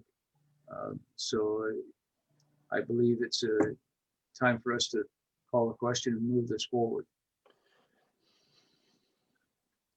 Councilor Bradley. Yeah, I think it's fair to ask the applicant the question that, John, you're proposing, which is contract zone is one way to go, and it's the way you've applied. But having heard the conversation here about hesitancy using a contract zone where we have previously precluded 10 acres in this exact zone, how do you feel about going through the proposal that Peter identified, which is language restrictions on 10-acre solar in this zone as amendments to the current zone? The alternative route to get you where you want to be. Do you care? I personally do not care, sir. I understand what you're saying. I will just preface it with this. Council Chair, if you don't mind me just answering your question real quick. When you were going through those, when you were considering the solar perspective a couple months ago, I did kind of put my 2 cents in just as an outside bystander. Unfortunately, those smaller projects with the cost of the interconnection, et cetera, they do not pencil out, sir. You really have to have a project this size. This is 250,000 just to interconnect within CMP. The engineering for Hoyle and Tanner, I mean, the costs are just outrageous on these things. So what you do have as a legal project, permitted legal project in Freeport, I could never make those numbers work. And I don't think anybody else could. The project size is just not large enough. As far as contract zone or changing, if that's something that the council would be open to, then I am certainly open to it as well, sir. Peter? I would just add that just to remember the planning board was in favor of, so I don't think there's a lot of opposition to doing something like what the planning board had already recommended, but in a more restricted capacity if the council were to ask the planning board to develop that language. There really are, and I mean, that's kind of the point that I think where staff is trying to make is there are multiple roads. I don't think anybody is trying to derail the project, but I think we just need a little input from the council as to whether contract zone is the direction to go, or we want to spend a lot more time on and planning board effort on ordinance development. I'll shut up. Yeah, Caroline's got her hand up. You have something to add to that, Caroline? Sure. I just want to give a little clarification. I think, Peter's right in hearing his comment. Contract zoning is a very special tool that we reserve for really unique situations that are important to the community. When you guys made the amendment back in March, you struck the large solar farm. There wasn't a lot of, discussion into the details. If the real intent was that you want them down there, just not right on Route 1 on parcels that have full frontage on Route 1, then, I think that could be more easily addressed and more fairly and adequately regulated throughout the district with something, such as any solar panel area, if it's a permitted use, would need to be X number of feet back from Route 1. That would not only affect the visibility of the solar panels, but also retain some of that high value, high visible real estate down there. If another concern is that you don't want to see them on every parcel down there, another strategy could be that you require a certain distance between one and the other. I did look down on Route 1 South today, and of the parcels down there, there's only about 10 that are 10 plus acres. If somebody was really going to max out a large solar farm at 10 acres, there's not a ton of land down there, and I would say it would probably be on the east side. They really wouldn't be able to fit it between 295 and Route 1 at the large scale. So I think you do have some options. It just really, depends what the council wants down there. I think they could give some additional feedback and the planning board could come up with language, or if that's not what you want, then contract zoning could be an appropriate option for you, but definitely some guidance would be needed. Mr. Lorenzo, we'll get to you in a second. I just want to make sure we're all in sort of moving in the right direction here with other counselors. I know we had, although it was modest, we did have some discussion about this. And what I'm expressing here in terms of my hesitancy on the contract zone has nothing to do with, or very little to do with this project. It has to do with the process of when we sort of pull out this tool, which is a sort of, cut across everything that the planning department works on, which is developing our zoning ordinance and all the details that go into that. And so I think that's the reason I'm bringing up potential alternatives. If there's a way for this project to move forward, which I am in favor of, if there's a way for this project to move forward that is at least as efficient as the contract zone, or possibly even more efficient, then I would like to encourage us to consider that, as opposed to encouraging the applicant to continue on the contract zone. But I'd like to hear from other members of the council before we sort of pivot to that. Councilor Bradley? Caroline, if we were to restart this with idea of developing restrictions on 10-acre solar in C1, would that process be more complex and lengthy starting now than the contract zone process would be starting now going forward?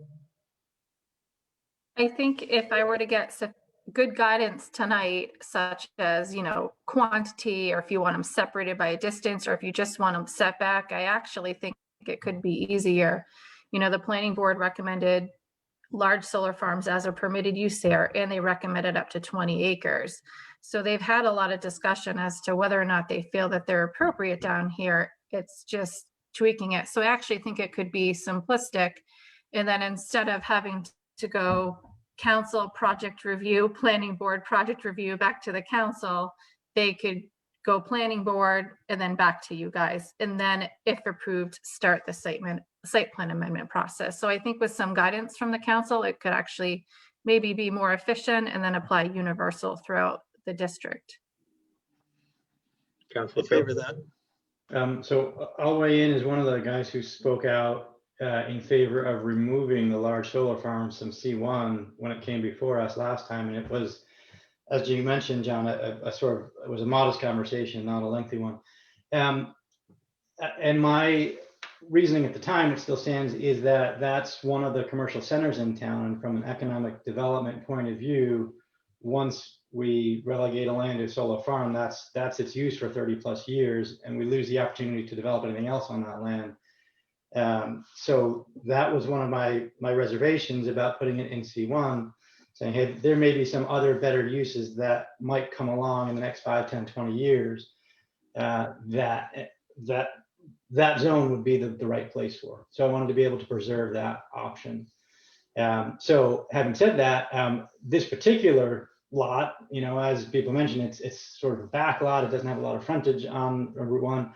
I really like the ideas that Caroline had mentioned about putting in restrictions, about saying we can do 10-acre solar farms in C1 as long as they're, meet certain restrictions like frontage on the road, visibility, things like that. So I have a slight preference, but a preference for fixing it and making the zoning a little bit more nuanced and saying, yes, we can do it, but we'd like them to look like this, rather than doing a contract zone for one particular lot. Councilor Daniele? Are Thank we you, Dan. allowed to limit the number? Could we say we'll permit up to 2 in the commercial zone? Or 3, or some number that we can change each time, or we can have them lobby. Like, I think one of the things we wanted was for people to come to us, because like if somebody wanted to do a 30-acre farm, we just said we want them to come to us to talk it through, and that this is kind of why they're coming to us right now, right? So how can we work that, and can we have a permit process? Go ahead, Peter. I think to speak to your second part about the size, I think that's a lot easier to deal with through a contract zone, because the state statute, the language that was the problematic about allowing large solar farm as a use when it had already been removed, is that there's language in the statute that says that a proposed use for a contract zone, and this is the state statute language, not our local zoning regs, that the proposed use has to be consistent with the allowed uses in the zone. And then an argument could be made that you specifically disallowed that use, even though you allowed other solar farms in the zone. So it's less of a problem for like a dimensional standard. If you recall before, I think maybe John might have been on the council then, but we had one for a height variance, essentially on Main Street. It was a dimensional difference that was great, that went fine. It was a lot of debate, but it was granted. The problem with the use is more of a problem. I would say instead of probably a number, make it, I think what I really liked was the one that I think Caroline, I don't know if you came up with this or if the town attorney came up with this, Caroline, but the number, like the distance separation between them, because I think that does kind of 2 birds. It keeps them from being like monoculture, 5 lots next to each other that are 10 acre, 10 acre, 10 acre, 10 acre, and having a giant 50-acre solar farm essentially to the eye. And it would limit the number, because, if you do 2,000 foot or 3,000 or 5,000 foot separate, I mean, you don't want to make it 5,000 feet, but 1,000 foot, 2,000, 3,000 foot separation. There's really, if you put one where they're proposing, there's really only like 2 other locations in the C1 zone where they could go. With, some thoughtful numbers, the right numbers put in there, you could limit the number without even, putting a number limit in there. And we could amend that number later on too, couldn't we? Yes, anytime, exactly. Yeah, I mean, because I think we're, as was pointed out in the presentation, there's a significant amount of momentum to be electrifying many different aspects of the Maine economy, and we're going to need distributed generation. We're going to need grid improvements in order to be able to handle that. So I would be fine with a couple of restrictions, but I think there very well may be that is the highest and best use of some of the undeveloped land that is in sort of North and South Route 1 and in the commercial zones, and potentially even east and west of Route 1. So I'd be in favor of as few of those as possible, but if we wanted to get a couple in there and move the process through a text amendment, then that seems like a faster route. Councilor Riley? We see it as a flat piece of land here based upon a sheet of paper, but the actual topography of that area is pretty rugged. So this is something that is probably not destined to be a development into anything else. I completely agree. Mr. Lorenz, you've been very patient. I just wanted to get this out, and I should have told you this before. Within the tariff, there is already a distance. You cannot build a solar project within 1 mile of another, so it automatically puts a 2-mile radius around this. There's a 1-mile rule and there's a 5-mile rule between co-owners.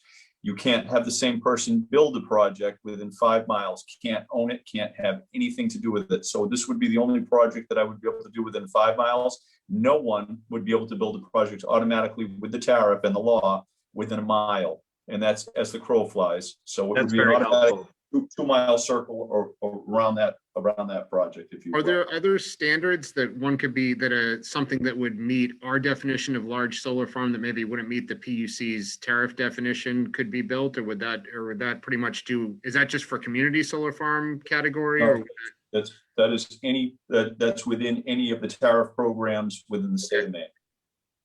So that would rule out pretty much most of the commercial operations. That's correct. It protects a lot of your commercial property already. Right. So Councilor Daniele, that might answer your question. Yeah. So how far does that go? How many could we have in that in that area if that's 1 mile away, based on its location? How far down the Route 1 can we go? We're really right side. Sorry. It's 1 mile to either side of the project. So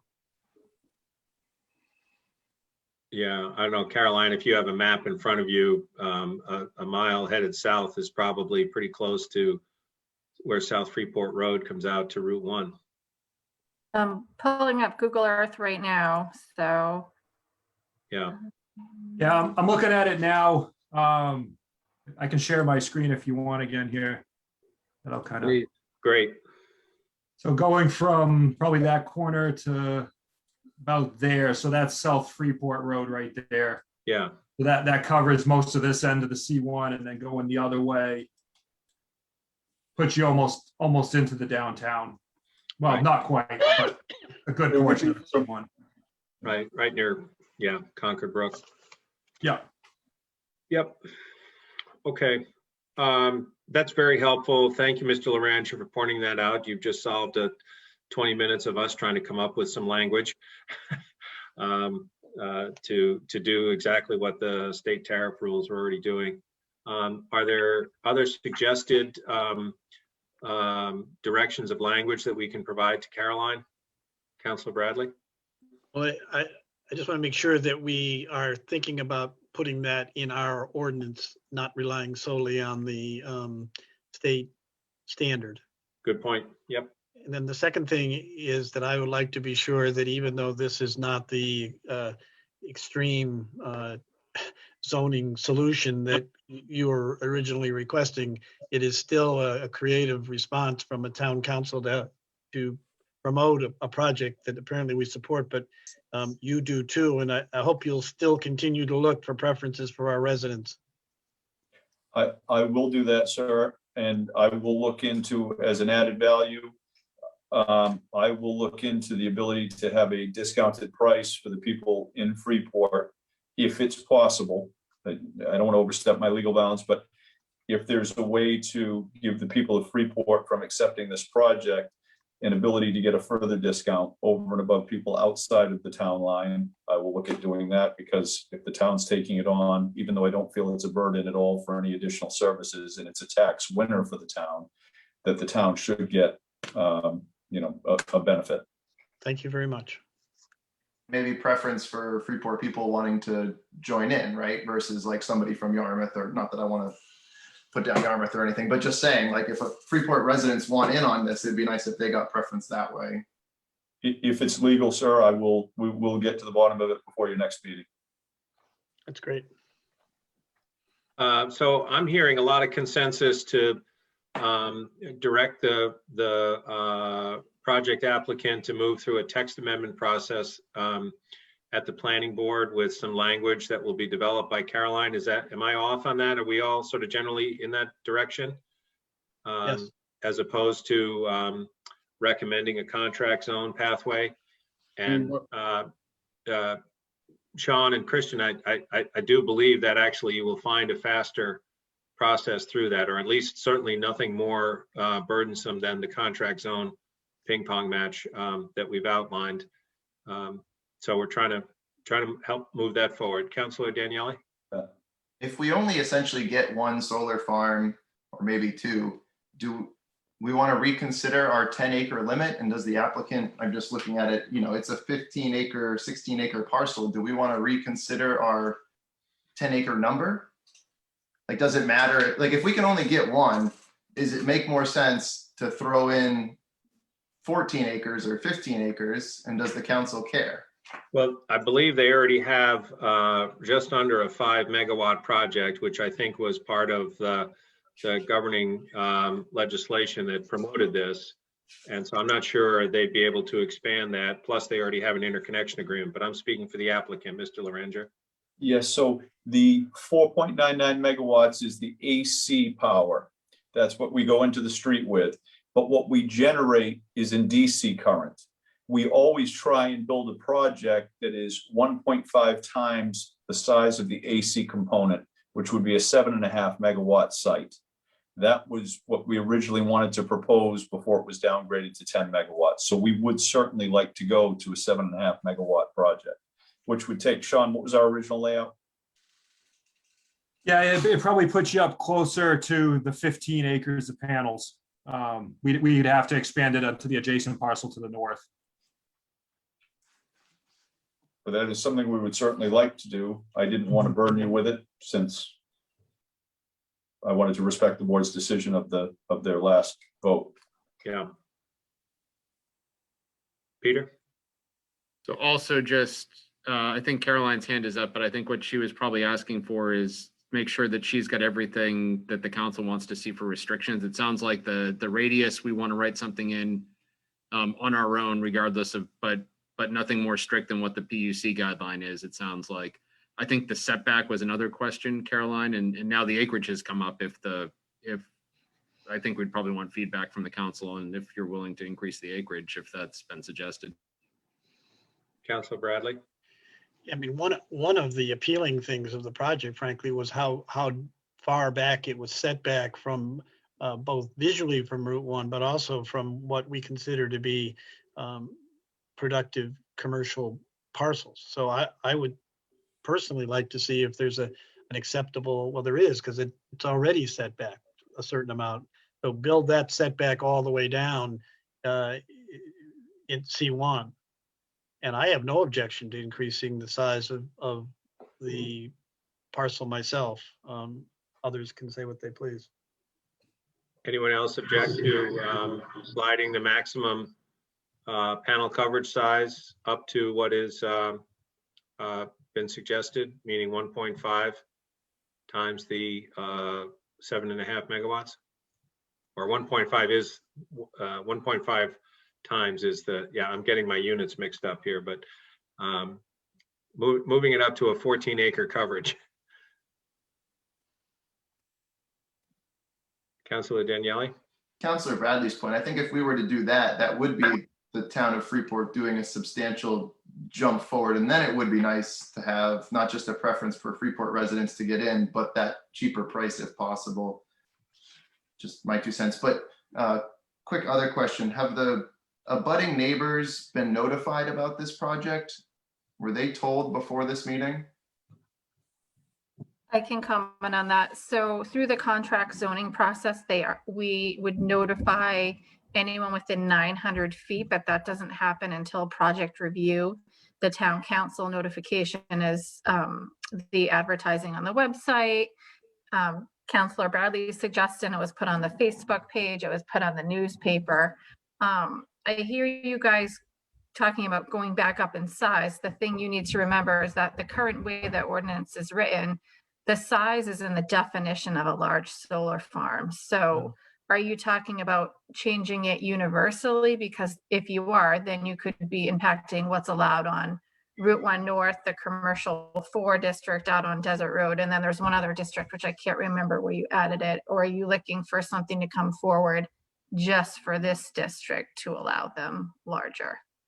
And the other thing you need to keep in mind is when you put it in zoning, you might have an applicant before you that has a project that you like, but if he doesn't go forward and you put it in there, you're opening the door for the next person to come in and do it. So you want to be really careful to make sure that you're getting the result for what you want, understanding that it could be a different applicant and it could be a different location. Or a good example is an applicant, we're considering a mile around this would be potentially locked out, but there's still a few other locuses in town where these could happen, north, south, east, west, from here, so.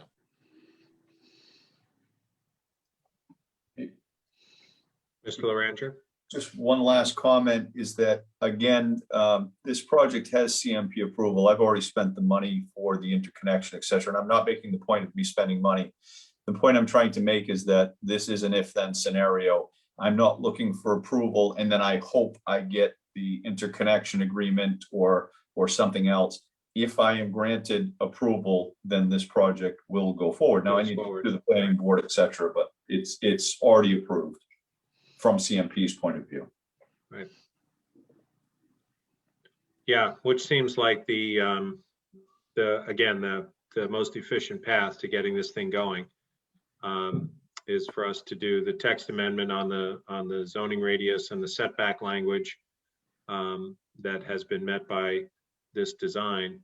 And maybe we take up the definition of what a large solar array is at a subsequent meeting so that this project can get going. Councilor Bradley? If we don't change it now, though, for C1, then this project won't go forward as anything more than a 10-acre solar farm. Is that right? Right. Correct.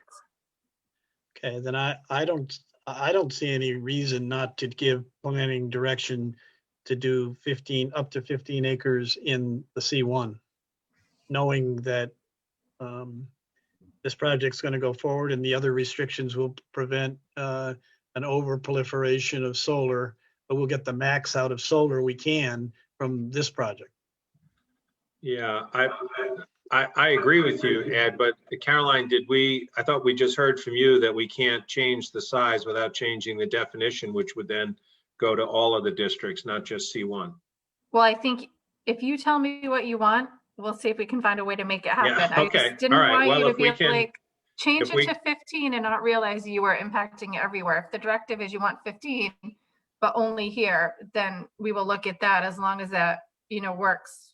That seems to be the consensus of our group this evening, is to make that amendment to allow 15 acres in C1 with the 1 mile radius and the setback language, which I don't have off the top of my head, but is available.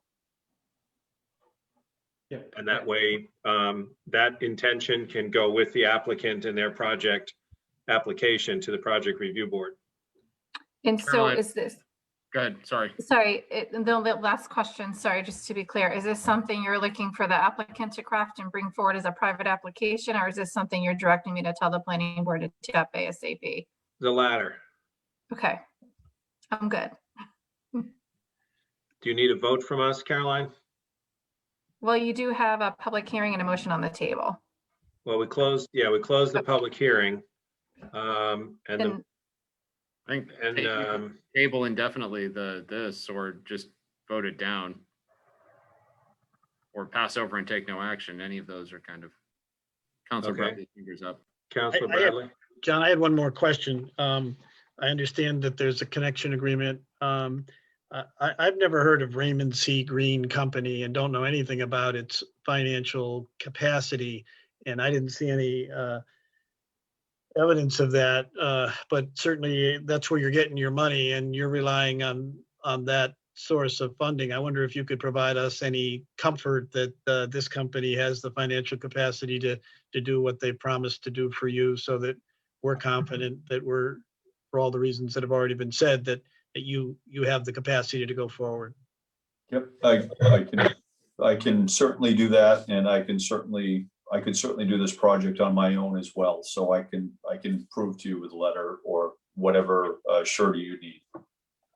Well, you gave us Raymond C. Green. I have no reason to think they can't. I just don't know anything about them. Maybe somebody else does, but there was I can- nothing in the package that suggested anything either way. So I just thought it would be prudent to have There's, something in the package. I believe, Ed, to that question, I believe there is a financial viability requirement when a planning board action is taken. So there'd be another chance for Mr. Laranger and his team to demonstrate their financial capacity Okay. prior to final approval. And so we could simply ask Caroline to just remit that as a carbon copy, CC to us to answer that question finally. I don't need it tonight. I just Yeah, thought it'd be right. prudent to have it. Okay, so we do have an action item that we're going to have to take action. What was that last one? Pass over and what was that, Peter? I've never heard of that before. Vote it down? Oh, vote it down. Yeah. Okay. Sorry if I was, I mean, it sounds like that the contract zone proposal, if this moves forward, is dead. So there's no, I don't think there's any reason to really table it and keep it on the, and it sounds, or, I mean, I would ask the applicants, I don't think there's any reason you want us to keep that alive and strung out, right? If we're going down this route. What if things went bad in the other route? I always like to leave the options open. I never want to take anything for granted. Yep, that's not bad. I guess I'd ask the council to weigh in on what they see the kind of So future. that would be, I guess that would, for that exact reason, would be my my inclination to table this or not take action, so that if we, for whatever reason that I can't comprehend right now, have to, take a look at this again in order to try and see this go forward. I think you have a pretty good sense, Mr. Toby, Mr. Laranger, about our support for this. So we're trying to shorten that path for you, but so maybe an action to table the contract zone so that it's not permanently dead. I move to table this action till a later date. Second, Okay, been moved and seconded. We'll take a vote. Councilor Whitney, Yes. Councilor Riley, yes. Councilor Bradley, Yes. Councilor Daniele, Yes. Councilor Lawrence, Yes.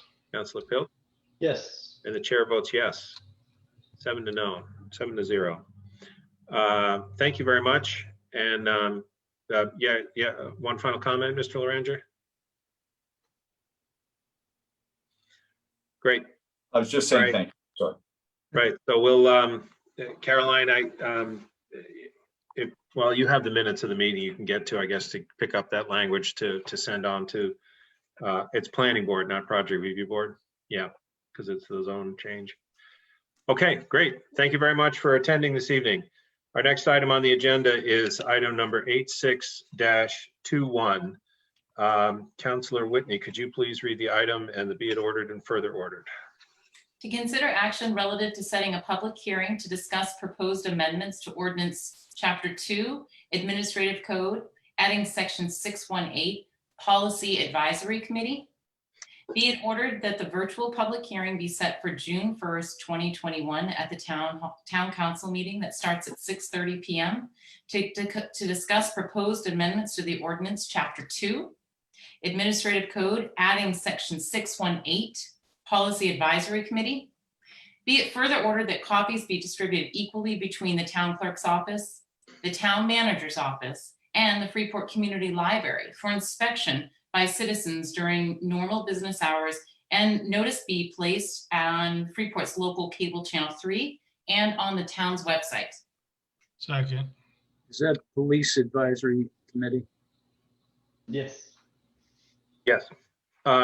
So we heard about this, or you all heard about this at the last meeting that I was unable to attend. This action item is setting a public hearing. The reason for that is that the creation of an official town committee requires an amendment to Chapter 2 of the code, which is why we have to have a public hearing. Councilor Pilch, you've been involved with the Citizens Committee that's been championing this, and would you like to put a little bit of context on this? We are not taking any action this evening. We're simply setting the public hearing, but I know we have a number of members in the public who are a part of that group or have been part of that group and are probably watching to see what we're going to do here this evening. So maybe just provide briefly a little bit of context. Yes, I'll try and be brief. So this started last summer, I'd say, in June, when a lot more people started to pay a lot more attention to how we as a community and as a country really do our policing. So we had a public forum that was well attended, I think 100 people or so. Another forum that was also pretty well attended with maybe dozens of people. And then out of that grew a group of about 9 or 10 people that spent the better part of the fall into the winter reviewing over 100 pages of operating procedures from our own police department, saying, along with Chief Goodman from the police department, which of these policies should be looked at, revisited, changed, tweaked. And we had a lot of really interesting discussions, and we realized that this is not a one and done, review the policy, check the box and move on kind of exercise, but that there is benefit to setting a citizen advisory committee to advise the council, the town, the police department on these kinds of things going forward. So that we came up with a recommendation in December, which is this document that you have in your packet here, which is 2 pages or so, outlining 5 things that this police advisory committee could do. And before I get into those 5 things, so we came up with the recommendation in December. It came before council, I think in February, where we introduced the topic. And then we reintroduced it at the last meeting with the expectation that we'd be closer to taking action. Now we're at the point where we realize we need a public hearing. So we're kind of reintroducing it again in the hopes that after the public hearing in 2 weeks, we can finally take a vote on it. But I did want to bring it up tonight. We've got 4 or 5 people from the group, including Chief Goodman from the police department. It would be great to open the discussion and hear what you all have to say about it, give you an opportunity to talk to people in the group, hear from them if you want to, and just kind of take the temperature of the council and see what you think about this and what questions you have in advance of the public hearing in 2 weeks. By way of saying what the advisory committee would do, there are basically 5 things that we're suggesting. One is making recommendations to policies, which is the work we started in the fall, reviewing the policies with the police department and tweaking them where we think they need to be tweaked. Helping with staffing, so that could be coming up with, here are some questions we think it would be good to ask when we're hiring a police officer. It could be sitting in on the interviews, like parents sit in on teacher interviews or other things like that. A third item would be providing the public with transparency of complaints. And I want to just mention in this particular item, there's a lot of nuance about what we'd be allowed to do and not allowed to do because it overlaps with personnel codes and things like that. So we're not suggesting that the committee would get involved with any disciplinary action, or that the committee would also not get involved with any findings and saying this is or is not a valid complaint. What we think the committee would do is review the process of how complaints are handled and provide whatever public information we can provide. So that's, I know that's a bit of a sensitive one, so I wanted to add that clarity. The last 2 points, one is to provide a forum for public discussion. So like we did last summer, that was a great session. A lot of great questions came up. So it would be great to do that more often. And then lastly, look at best practices around the state, around the country. What are other towns, states doing with their police departments, and should we be doing any of that in our town? So we're proposing a committee, a standing committee of 5 people, plus a couple of high school students if they're interested. And then of course, somebody from the police department and the council as non-voting members to do this work. The document here, this 2 or 3 page document, is not a must-do list, it's a suggested list. So if the committee were to get established, this could be a document that they could look at in their first few meetings to say, which of these things do we want to do? So that's the background. Again, we've got a few people from the committee in the audience. I would encourage questions, discussion. Thank you, Dan. And I just want to thank everyone for their patience in how long this particular cake is taking to bake in the oven here. And I know it is seemingly goes on, and we heard earlier about citizen initiatives coming forward and how long things take. And I'm hearing that, I'm aware of that. I am individually, I am a results guy, so a lengthy process gets under my skin as well. However, we are trying to move this forward because of the requirement to amend our administrative code that we have a public hearing. We cannot take action on it this evening until we have that public hearing. But I will second Councilor Pilcher's request that we have some discussion here to quote unquote take the temperature and just see where folks are leaning.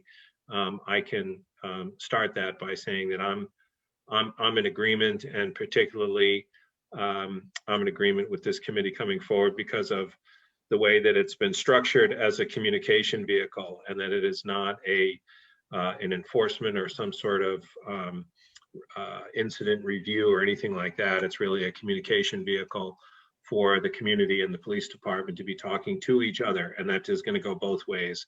And having a formal structure for that, I think, is a good idea. Councilor Riley? I didn't hear, and maybe you did say it. Other towns have a similar committee? Yes, there are a lot of similar committees that already exist and are being set up. So I think Westbrook has one, Portland has one, and I don't know. I know there are a few other towns that are looking to set one up. I want to say Falmouth is on that list, but yes, this is not unique to Freeport. Common language in this proposal compared to the other towns? We consulted, there's a few nationwide projects. There's something called 8 Can't Wait and Project Zero that provided guiding principles to a lot of the other towns. And we also looked at those national documents. I don't know that we copied any language from other towns for this particular document. I support it. Other councilors? Councilor Daniele? I'd be interested in hearing from Chief Jordan too, just on his thoughts on it. And are there any things that you guys wanted to put in this that weren't in this, or things that some people wanted struck out? I don't know, just a little bit more about the process. That would be Chief Goodman, our police chief. Is that who you mean? Oh, sorry, wrong one. Yeah. He's present. I'm putting him on the spot. I don't know how much he's ready here. I've got some comments, but I need to defer to I think Nate first as the expert. I think Councilor Pilch laid out the groundwork pretty accurately over the work we've been putting in over the better part of the last year.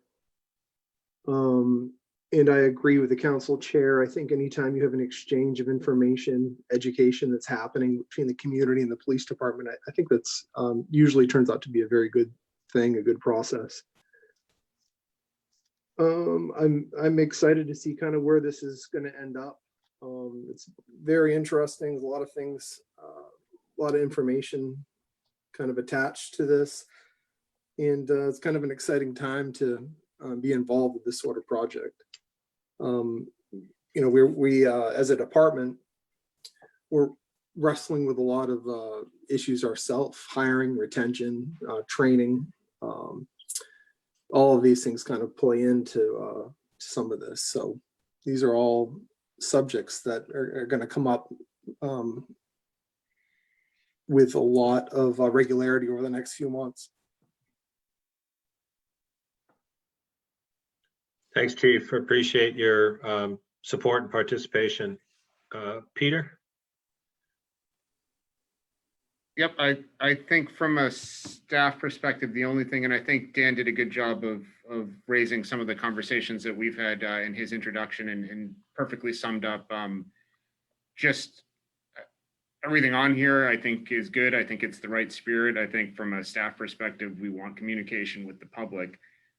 We just got to be careful about whatever final form the complaint process takes. But I think, Dan, you acknowledge that, and that's probably been talked about with the committee, because there are, the current state laws are very specific on what can and can't be disclosed and talked about with a volunteer type committee, without them being kind of like, sworn to confidentiality and all that kind of stuff. So there are, and I think we need to be pretty clear that we're not proposing in this the creation of a committee with official review process that would kind of be able to view confidential information, do personnel investigations, that kind of stuff. That is an option. I don't know if I would recommend that option. Those tend to cause as many problems as they solve in some cases, but that's not what's being proposed here. So I think that for both the employees' sake and just the public, we want to be pretty clear that that's kind of the direction we're going. There are ways that you can review closed complaints and things like that. And I think we talked about, creating a tracking sheet, a report that's generated out. And I think that's in the recommendations as well for, complaints that are made, how they're investigated, how they're disposed of. All that kind of information is public. It's just the detailed stuff that we have to be very careful.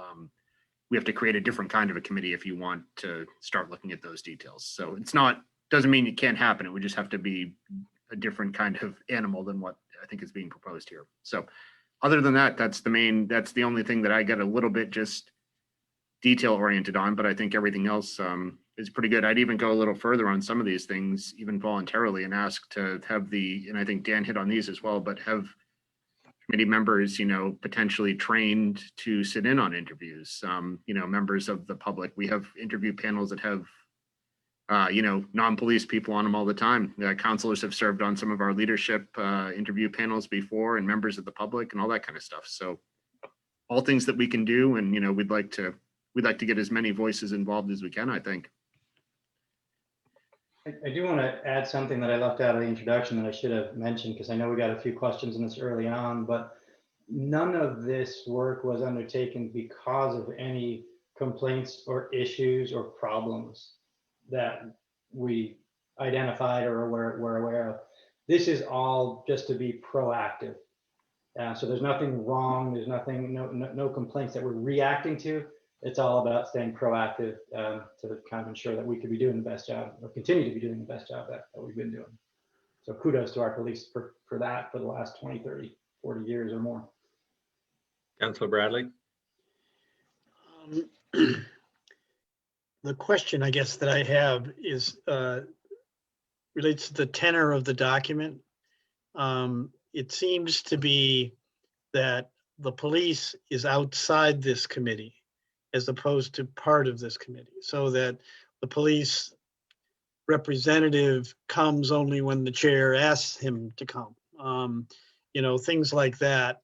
And this is an experiment, I guess, correct me if I'm wrong, and it would seem to me that having the police who are going to be not, I guess, directly regulated by this, but certainly their reputation is going to be affected by anything this committee were to say, engaged as full for members of this would make sense to me, particularly since there's no problem that we're not dealing with a rogue police department or anything like that. We're dealing with a department that's already pretty communicative and outgoing with the public, and just trying to make it better.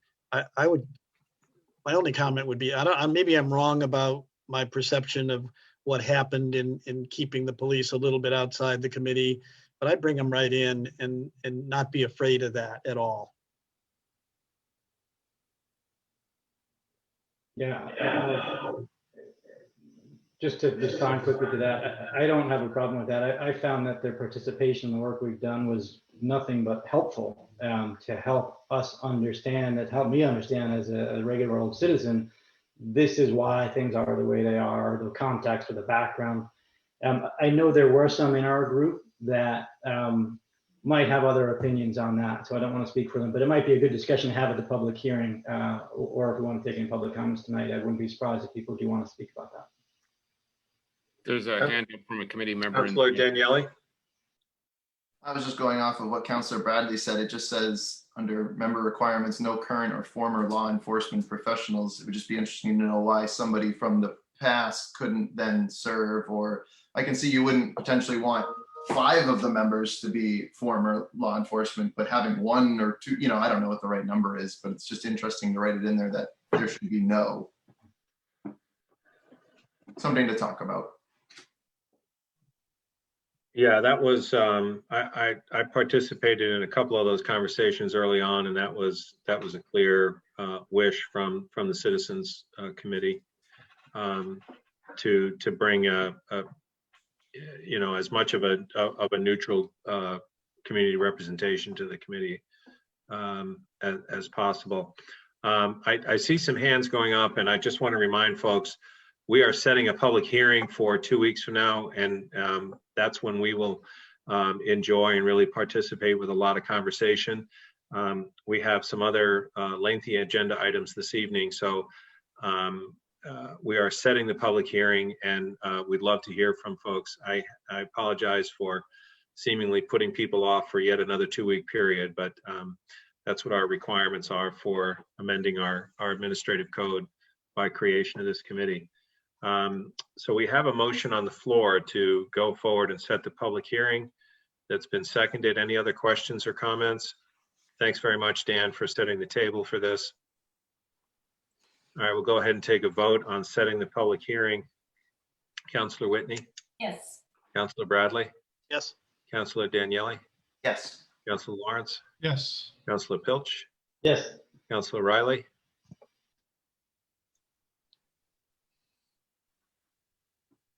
You're on mute, Doug. I think he might have stepped away It from. may have had to step away, and the chair votes yes, so the motion carries. Thanks very much again to those members listening in the public. It's very difficult to not hear from the public, but we do have a structured public hearing at our next meeting, and we will welcome comments and input from you all at that time. And I apologize again for how long this has taken, but we are making progress, and does look like we have really good support to make this committee happen.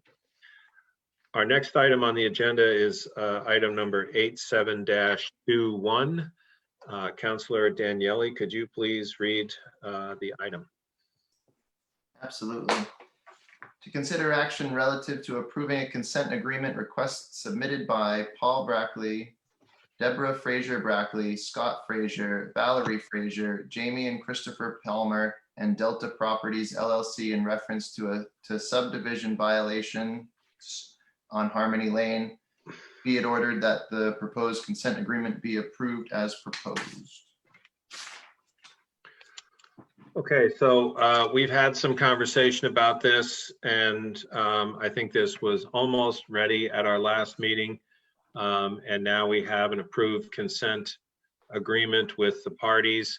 Does anybody on the council feel that we need to go back and restate the items related to this original violation and the consent agreement, which clears it up, and the various parties' agreement to settlement?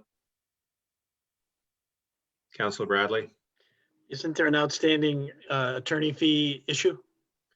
Yeah, and that will come up in our vote. Separate from approval of the consent, it's in the consent agreement. That's why I asked. Peter, do you want to clarify that, Peter? Yeah, I want to. Yep, I think I think there's agreement broadly on the terms that we're talking about. I think there is an outstanding item that isn't really a staff item to decide. It's a council item to decide as the party who's going to be signing this agreement with the 6 other parties, which is the proposal for attorney's fees. We went back and drilled down on that to include only fees related to the consent agreement development itself and negotiation. There are documentation that was sent to the council, some last week and some this week, from 2 of the attorneys that are in the audience representing at least 3 or 4 of the parties in the 6-party consent agreement. I think it's unanimous on the part of all the other parties that they are requesting there be no attorney's fees included in the agreement. So that's the only item that's up for discussion at this point, as I understand it. But it is in the agreement. It's in the draft, but they are, I would say that they have not agreed to that. That can be the council's position that that's what you're going to sign, but they are asking that it be removed. Yes. If it is not removed, will they consent to go forward paying the fees? Do you know? We can ask them. They're here, and I see at least one representative in the audience with a hand up. The two reps who wrote asking that the attorney's fees be waived are both in the audience. Right, and the dollar amount that we're asking for is the $4,000? Yes. Pro rata? You mean in terms of how it's distributed, or? Who pays it? We are not saying who pays it. That's the total gross amount. I think that's, if you ask for anything, I think it's up to the other parties to determine how that's divided. I see. That's the gross amount. If divided 6 ways, you could calculate it out 4 ways, 3 ways, 1 way. I don't know. Right. Councilor Riley? Is this so they can afford the increased price of lumber for a building project? I don't think. I'm sure it's to pay their attorney fees, but that's certainly a consideration, is that the delays here have caused price increases on any project because building materials have skyrocketed. I would like to offer, with great hesitancy, but in terms of trying to move forward with, quote, doing the right thing, that we remove the $4,000 from the consent agreement. And that, and with the caveat, I guess, in the minutes of the meeting, that it is not a precedent by any means that consent agreements going forward do not try and recover attorney fees. But in this particular case, I believe that things have taken such a long time that I don't feel it's adequate at this point to try and add another $4,000 to the process. That's my individual opinion. Councilor Daniele? Peter, can you just explain why the town took off the other fees but left this one, and what your reasoning was for leaving the $4,000 on? So you said that you took out some other fees, and just kind of give us your take as to why you think the 4,000 should be included. Yep. Yeah. So I think talk about fees, fines, penalties, all that in the big picture. You can, it's a negotiation, obviously, but the town can and often does request penalties when they think there's a willful violation. And we may be talking about this in the future at any number of times. So if there's something that's actually done, profit that's made, willful violation, those kind of things, essentially willingness on the party to break the rules, we would propose fine, fee, some type of penalty. That's not the case in this instance, so we don't feel that that's appropriate. We looked at the entire cost to the town, and we felt that there were kind of several ways that this could be resolved. That we chose to go down a consent agreement path. So there are other ways it could have cost more or less, or cost nothing to any of the parties, and it depends on which way was chosen, what the cost to each of the parties would be. This is obviously, we think the cost to the town is $4,000, was $4,000 minus the staff time. There's probably a couple $1,000s of staff time in there too, which we're not asking for reimbursement. I don't, kind of for John's reasons there. And I don't have any ownership in the amount. I think we're just trying to explain why we're proposing it. If the council feels it's appropriate to waive it, by all means, this isn't something that staff feels absolutely has to be done, but it's a decision the council has to make about whether it's right or wrong. So, or whether it needs to be included or not. And Peter, we're clear that the other parties or all the other parties are in agreement collectively that if the town votes on this to accept this consent agreement, that the rest of the parties are going to sign? Other than the fees, I think you're going to want to ask them about the fees. But yes, that's my understanding. You may want to hear from them anyways, because I might be misspeaking. I don't want to, you know. Councilor Riley?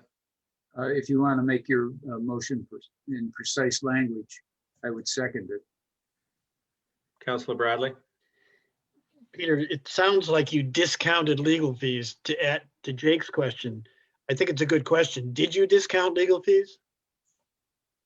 We asked for legal fees related to the part where we started talking about a consent agreement. So that's the cost to develop the consent agreement. It's not discounted, but that's the portion of this. We did not feel it appropriate to ask for legal fees like in consultation with the attorney for developing, you know, is there a violation? What, you know, because we consulted with several people on that, and, you know, it's over a period of a couple months. We had conversations about hypotheticals and things like that that weren't driven by the applicants. They were driven by staff, those calls. So we think the $4,000 is what the cost is driven by the applicant in this case. You know, we had control over everything else, I think. It's the cost of putting together this document. Yeah, and negotiating it and talking about terms and those kind of things. Yeah.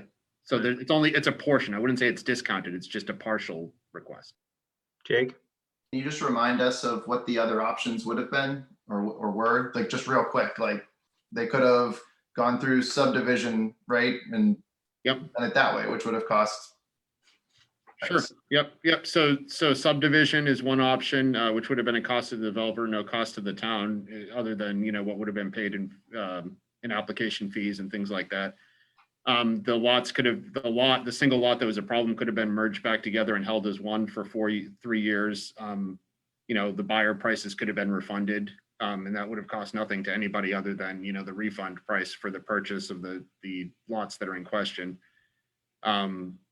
The decision could have been appealed to the Board of Appeals. The denial could have been issued. It could have been appealed to the Board of Appeals, and it could have been appealed to Superior Court after the Board of Appeals, or the town could have, you know, they could have just gone ahead and the town could have taken enforcement action. Would be another way to force that to go to a legal route. We weren't proposing that, but that's one way that could have, you know, that one result that could have been, you know, sometimes applicants might request that to get it in front of a court. So 4 options other than a consent, I think. And the benefit to us in this was that we've avoided the legal costs of litigating what is, I guess, to state it best, a contested subdivision decision based on inheritance. Yeah, I think that one of those options, 2 of the options that would have ended up in a legal contest, not the zoning board necessarily, but there would have been a cost to the town, for a minimal cost or a major cost to the town. And we did not feel that, you know, regardless of how we liked our interpretation, we didn't feel like we also needed, the town of Freeport needed to fund a test case of this. You know, this is apparently the first time that anyone's ever seen something like this. It's hard to believe, but it is from a case law perspective. So. And I applaud your judgment on that. I'd like to propose an amendment to the motion that's on the floor that we accept the consent agreement without the requirement of the additional $4,000 paid to the town. Second. Any other discussion? We'll take a vote on the amendment first, and then we'll vote on the action item. So the vote to amend the motion is what we're taking now. Councilor Whitney? Yes. Councilor Bradley? Yes. Councilor Daniele? No. Councilor Lawrence? Yes. Councilor Pilch? No. Councilor Riley? Yes. And the chair votes yes. I believe the motion carries 5-2. We will now vote on the action item. Since the amendment carried, the motion now reads that the proposed consent agreement be approved as amended. Any other conversation before we take that vote? Peter? I just want to make sure there's not another issue that's being raised by the abutters. I haven't heard of it, by the other parties other than the the $4,000 if you're going to vote to, sorry, the attorney's fees. That's, oh, but I want to make sure that there's not something else that's coming up last minute or something like that. I've seen one hand go down, but I still see one of the hands up for the representatives. Okay, we're not planning on scheduling public participation here, but hand went down. I'm assuming that both representatives are happy with that result as the result. Okay. Then. Okay. Sorry, I just wanted to be sure that you weren't about to approve something that was going to come back and they're saying, no, we're not going to sign that because there's something else wrong with it. So. Right. All right, so the item has been amended. The amendment has been approved. We're now voting on the proposed consent agreement as amended. Councilor Whitney? Yes. Councilor Bradley? Yes. Councilor Daniele? Do we need a second before you did that, Mr. Chair? Sure. Doug seconded it, but I'll second it. I think you seconded the amendment, but not the be it ordered. Sorry. I seconded the amendment.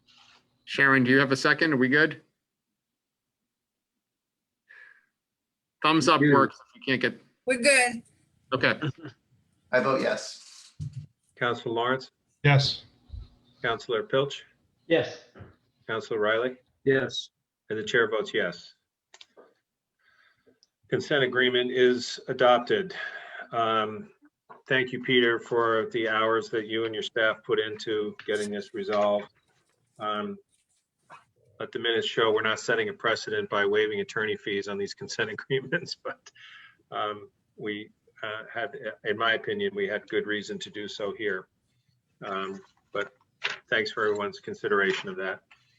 Our next item is item 88-21. Councilor Bradley, could you please read the item and be it ordered? 8821. 8821.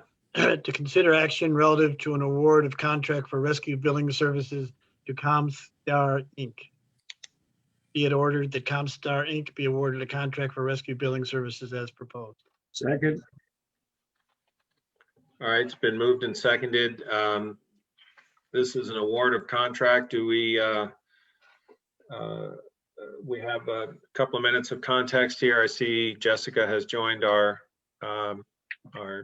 platform on the Zoom. Can you provide a little bit of context on this vote that we're about to take, Jessica?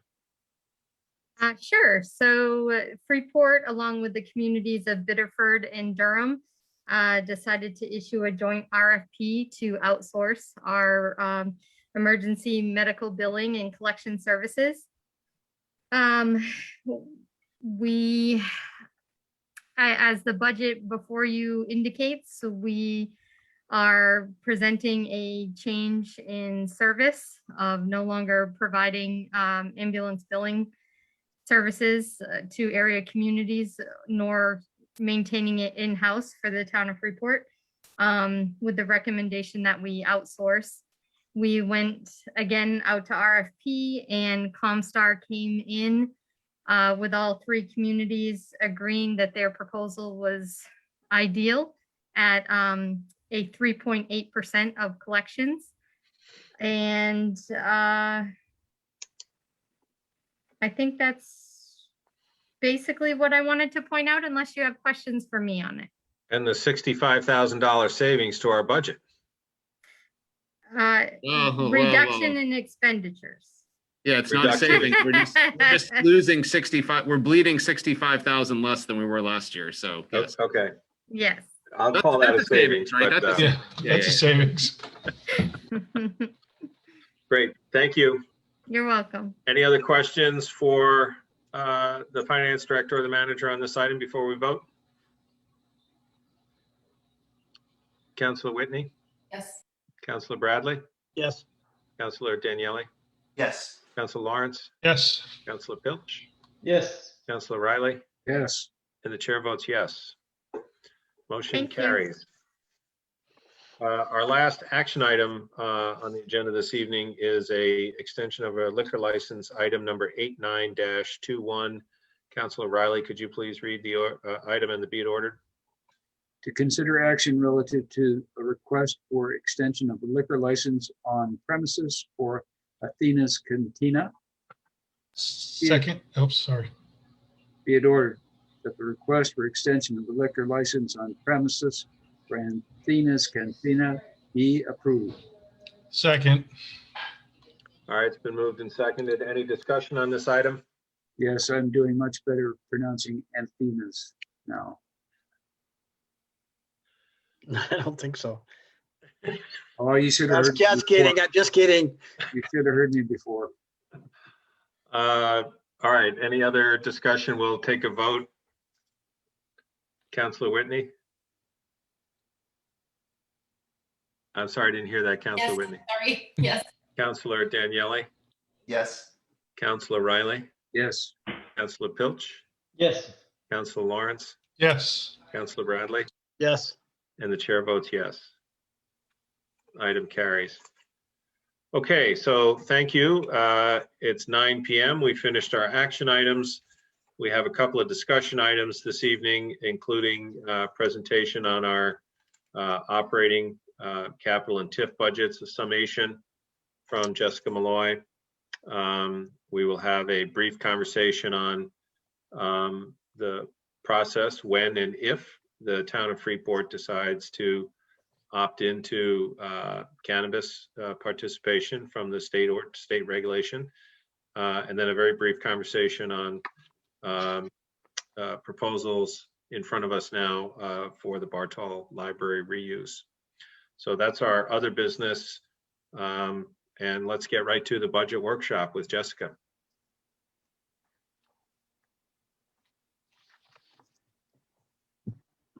Helps if I unmute myself.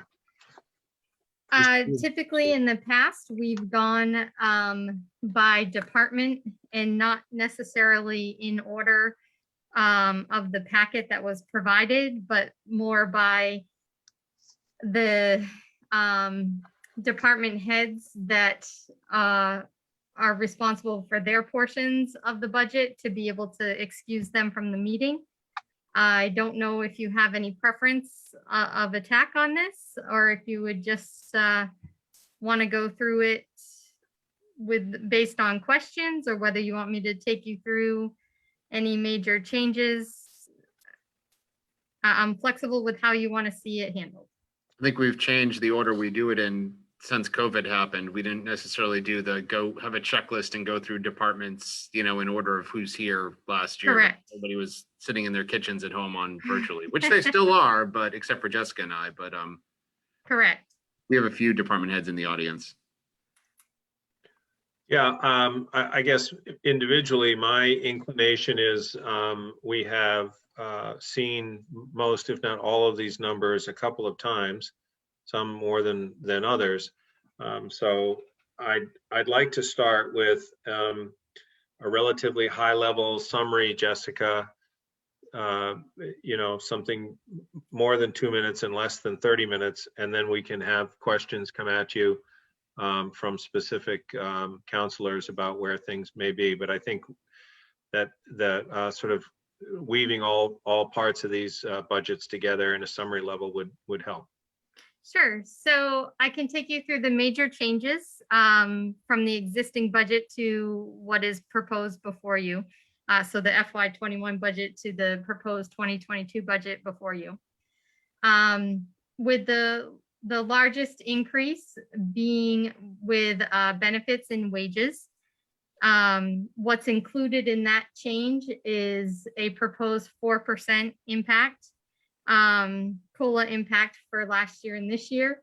There's annual step increases including in that, as well as some staffing changes and contractual changes, along with required benefit payments as far as Maine state retirement rates are increasing, health insurance rates are increasing. So that's the major driver of the expense change in the budget. There's a $65,000 increase under the fire rescue component for additional staffing. We have a cell tower rental or a rental fee for a cell tower placement that's included in here. And there's some changes, smaller changes to recycling based on, to reflect the wages of a new hire, as well as increased tipping and hauling fees based on volume that's being incurred. And those are really the impacts of the expense side. This is all offset. The expense side is all offset by a $64,000 savings in our debt service, which is, a good thing. But those are the major expense impacts. I don't know if anybody has questions on those. In reality, that's the majority of what you're going to see as we go. If we were to go department by department, that's going to be the repetitive comment on the majority of these departments is it's wages and benefits that are impacting the change in that department. So I have no problem going through that and explaining what those changes are if you would like. But that's the majority of what we're looking at. Question. Do you find anything, any significant bumps that just make the department not really look good? Any of the departments not look good? Or are you satisfied with the what's been submitted and holding within our usual financial secure arrangements? I think I understand what you're asking. The budget before you is definitely one that I am comfortable with, that Peter and I have agreed upon is in the best course of action. And we've done our best to maintain what we can. It is a higher percentage increase than what we have typically asked for in the past. We typically try to stay under a 2% increase. This is not the case for FY22, but I can tell you from a historical perspective, the last time the town went without a COLA increase, the following year had a similar increase to what's being proposed this year. So, there are impacts to COLA freezes. And did you do a cost of living adjustment to the town councilors' wages from the last time that they were set?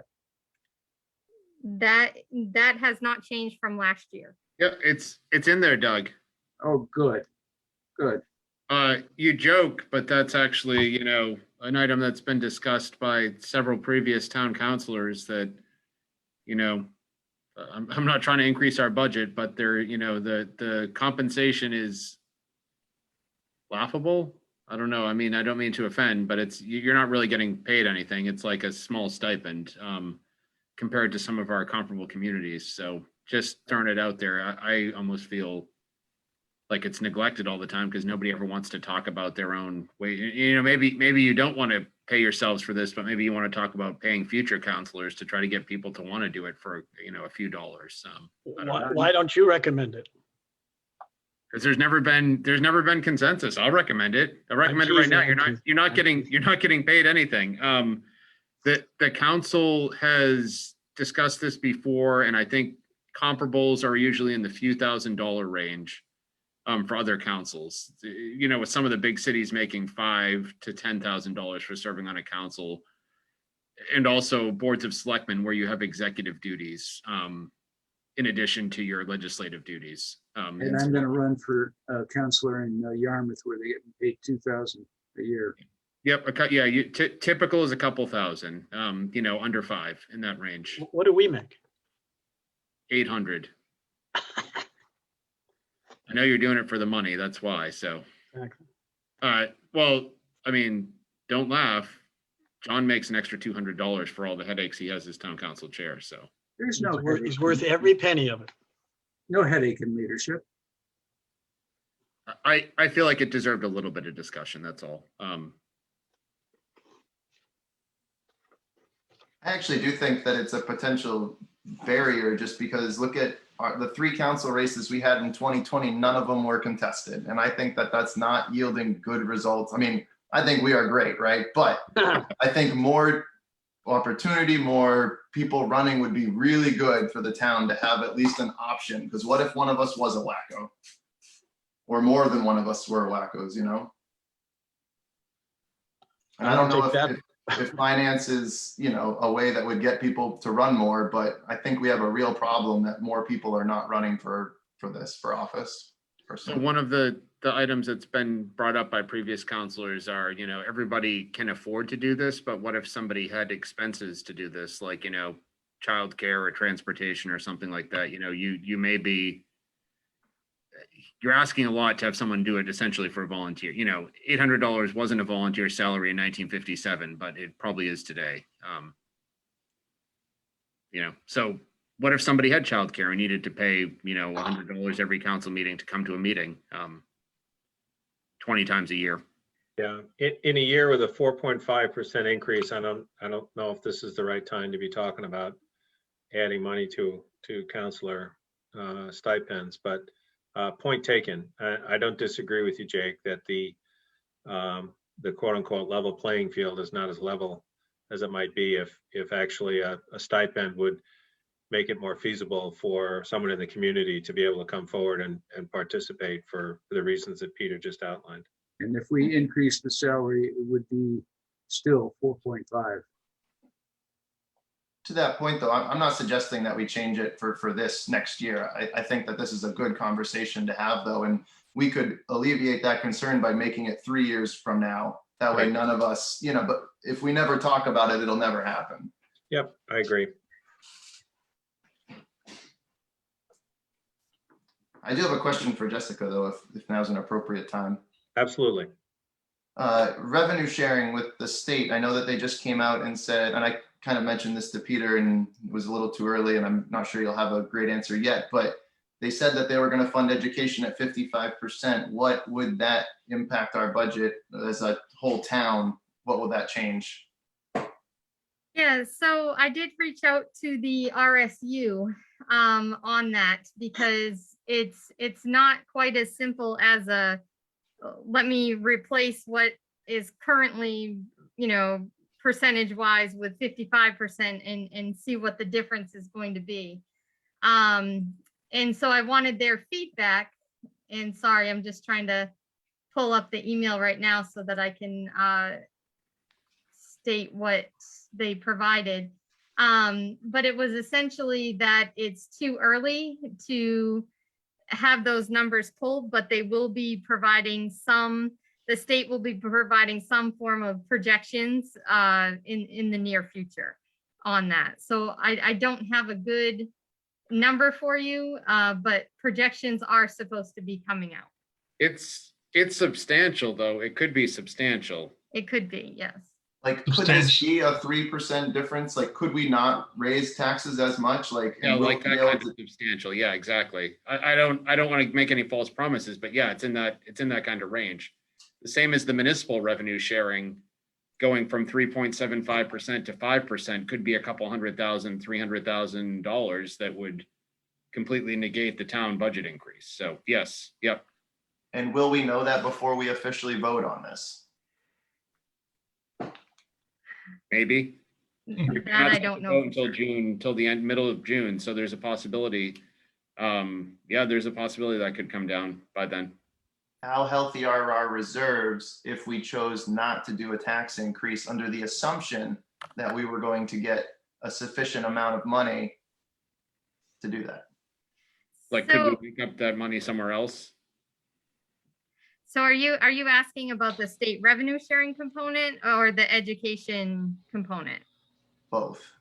I'm saying, can we not raise taxes, assuming, I don't remember what the percentage, what's the actual number over that we're projecting for next year?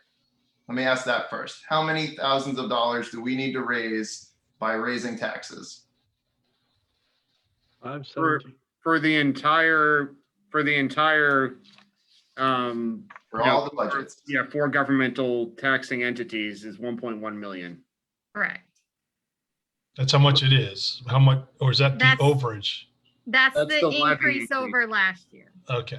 Yeah. So Which is in Jessica's memo on page 1. Yeah. I forgot. Yeah.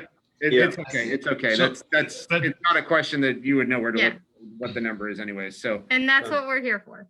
Page 5. but so I think what we need to take into account is that's if everything is held, the question that we're answering is if everything is held constant, right? Like valuations are held constant, tax rates are held constant, you know, if we just increased, if everything was held constant, we increased 1.1 million in revenue, zero change to anything. Now that doesn't take into account shifting valuations on homes, commercial devaluation, residential increase in valuation, which is a small percentage, but still is you know, a change. So could we cover $1 million out of reserves? So Yes, yes.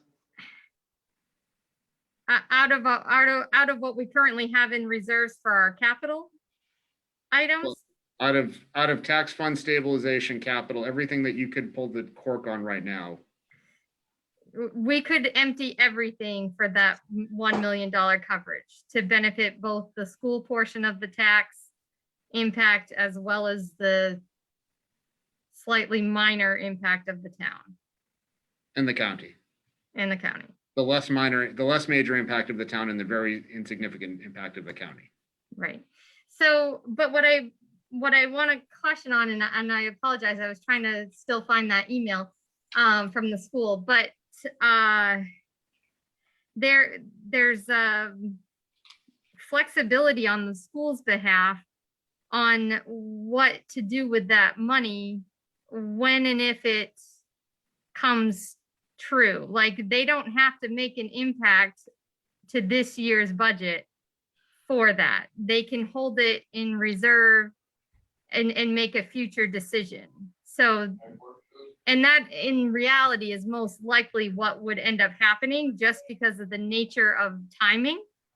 So, you know, I think they're going to. I would caution, I guess, on that ability to think that 1.1 could be wiped out by this, because I'm not 100% sold that the school would make that decision to say, we're going to immediately return this to the taxpayers of our 3 towns.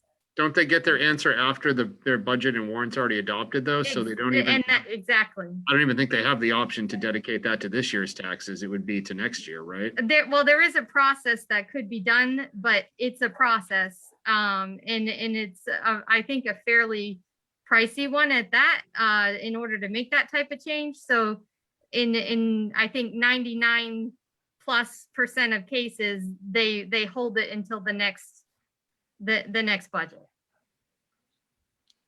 Right, just another way to look at that fraction is on page 1, the donut diagram is that the RSU budget is 73% of our total municipal tax levy to our residents.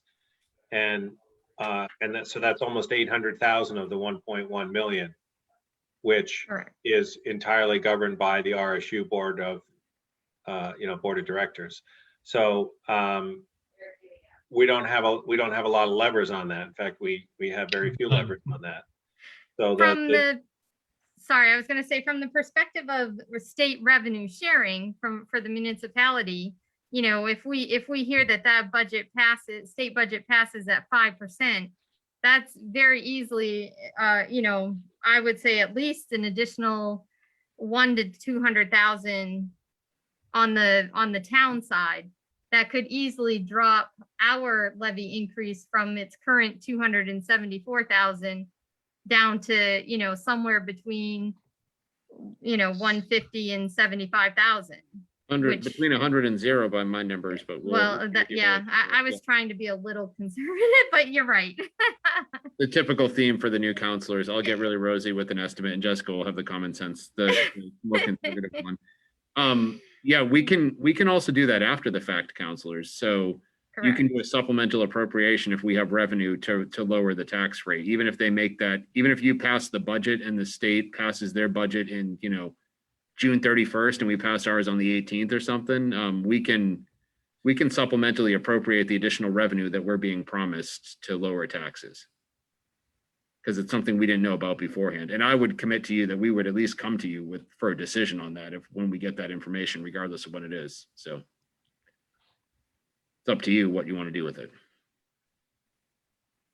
So I think I'm fairly visible in my district, and I have yet to have anybody speak to me about the budget. Maybe it's too soon for them, but we've been working on it for a long period of time, so I don't see any real concern by anybody in District 3. Council Bradley? To Doug's point, real concern in District 2 at the local meetings, they are aware of the budget increase that the town's proposing, and they are raising the time-old concern that old-time residents are being forced out of their homes. So it's, at least in District 2, a real concern. Carolyn, I'm really having a little bit of trouble understanding how this department by department thing works. I don't know, what did I do? Did I just turn off a light? Oh, we see you. Okay. So could I go to a general fund category and just ask you a couple of questions? Absolutely. Would you go to cable TV? Yep. Yes.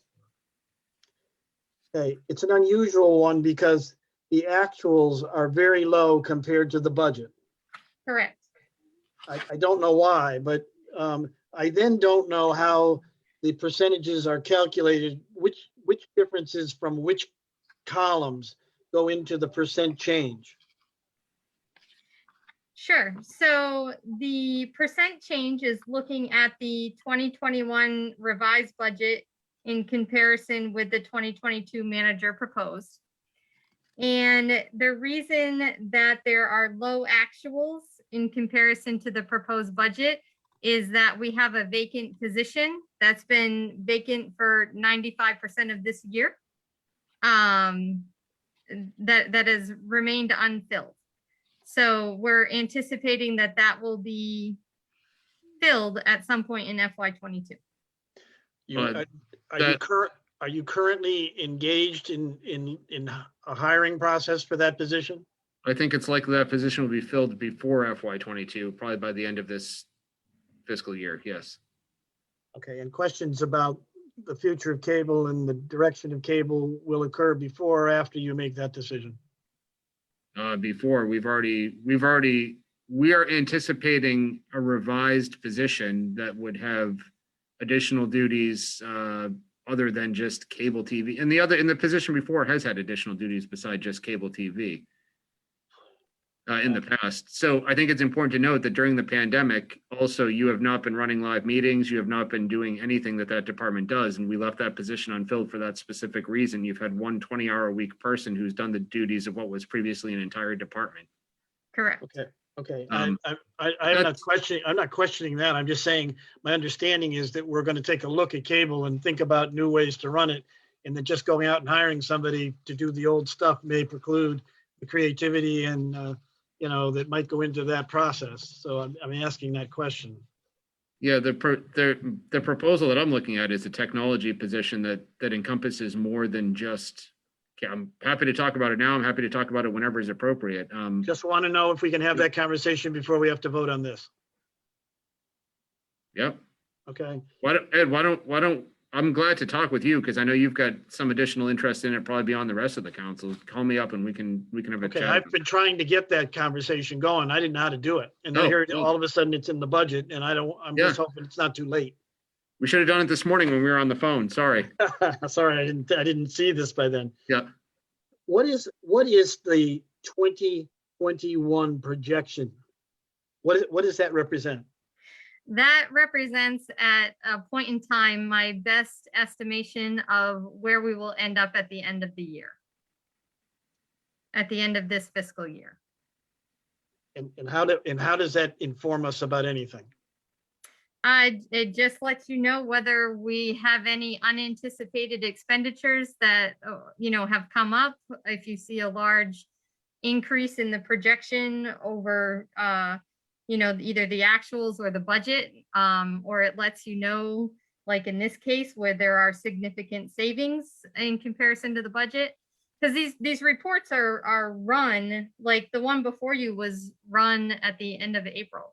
So, we still have a few months left, and It's just to give you a comparison to, so that, because the actuals will look sometimes significantly less than what we will end up with at the end of the year. So it kind of gives you a reality check of where we project we're going to be at the end of the year. Actual is better thought of as year-to-date.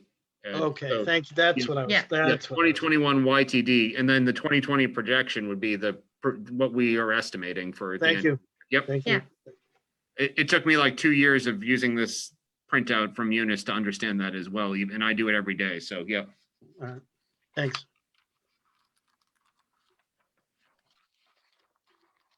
Great, thank you, Jessica. Any other questions? Dan?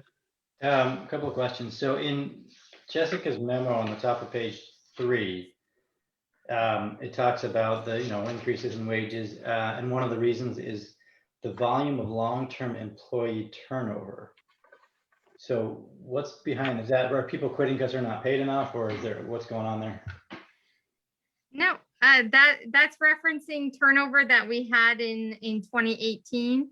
And then we've had some turnover again with the pandemic.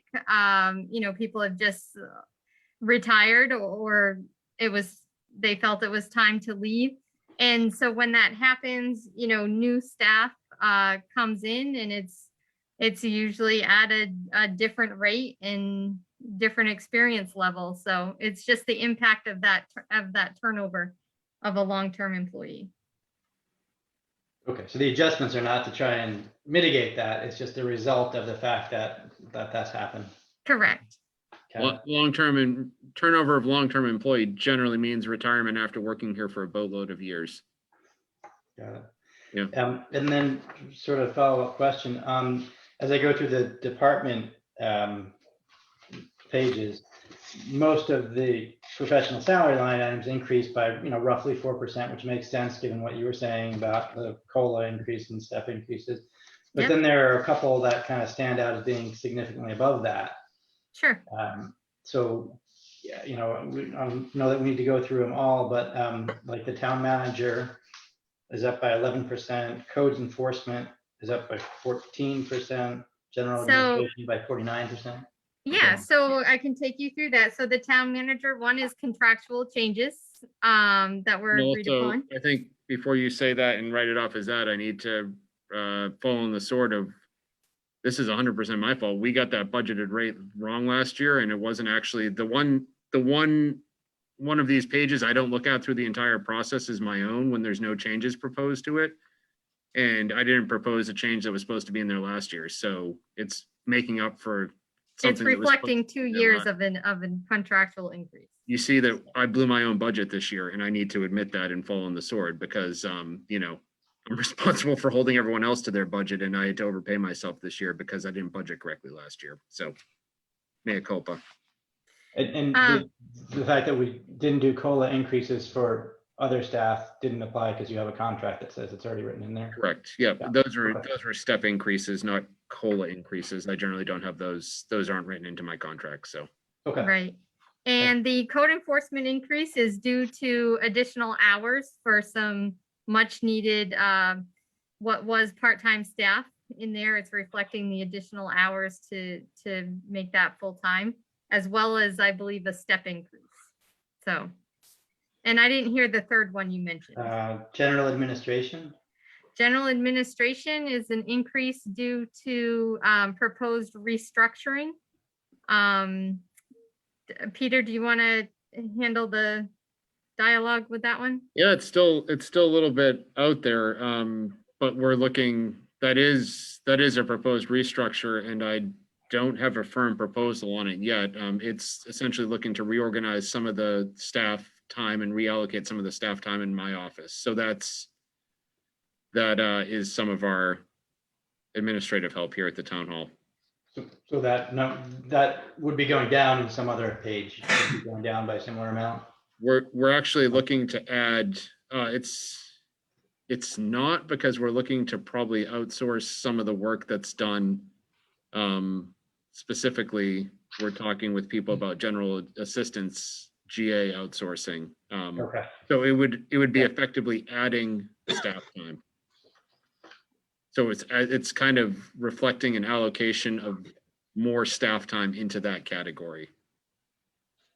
Okay. Because we'd be removing some duties. I think I understand. And then harbor, my old crew with marine resources going down 41%.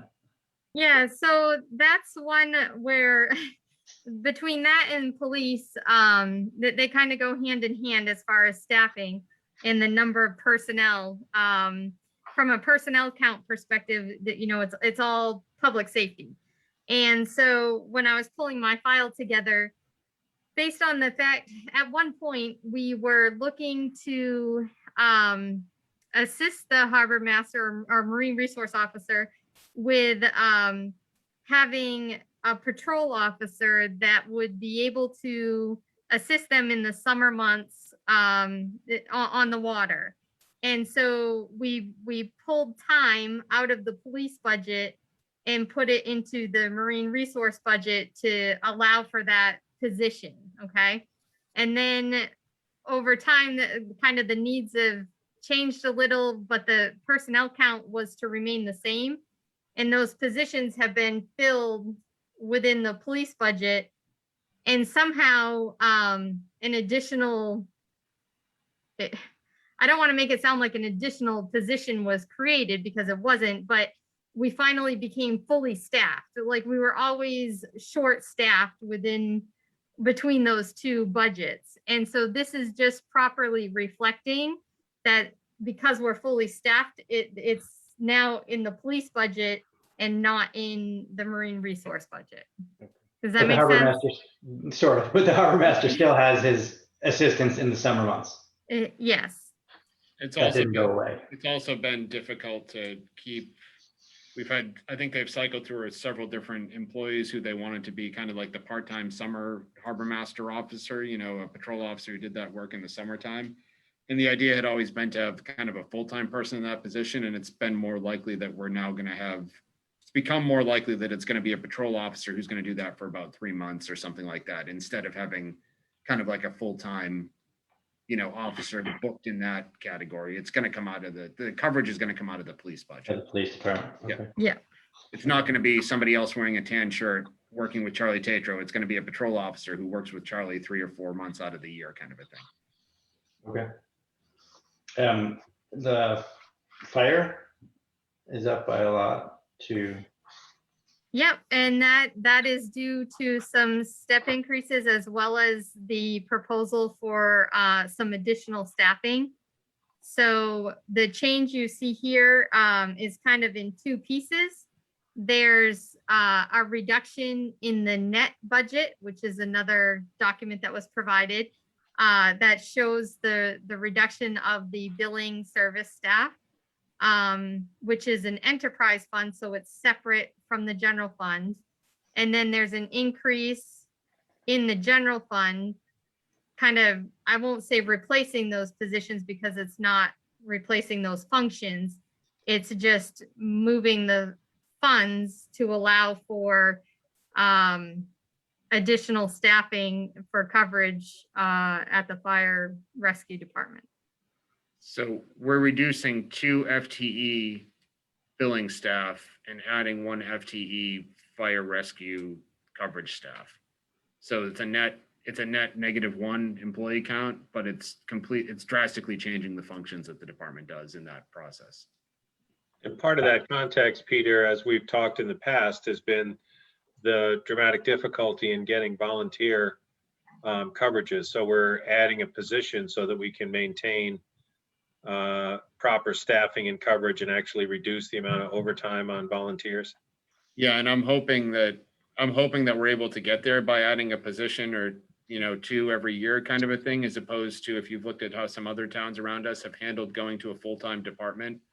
Recently, Falmouth is a perfect example of plopping a couple $1.5 million. I don't know what the amount was, but just here's your proposal. Okay, add $1.5 million to the budget. Okay, now you've got a full-time fire department.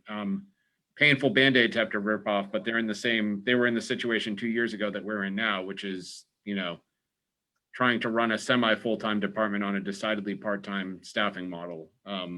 So we're trying to get out of that hole slowly. with hoping that we're not going to need to, do a Band-Aid tear like with what Falmouth did, but I can't promise that, in the next 5 years sometime.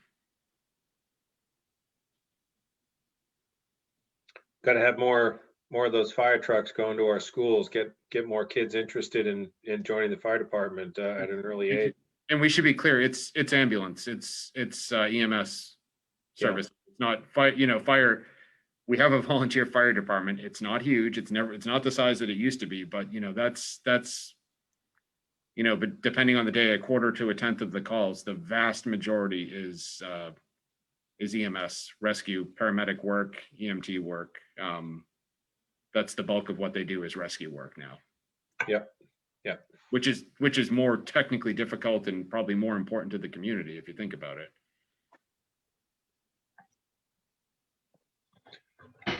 That's all I got. Thank you. Questions for Jessica on the budget numbers. Our target for, are we going to have one more public hearing? Yes, there's a public hearing on June 1st. A public hearing on June 1st with tentative adoption on the 15th. Okay, great. Very thorough.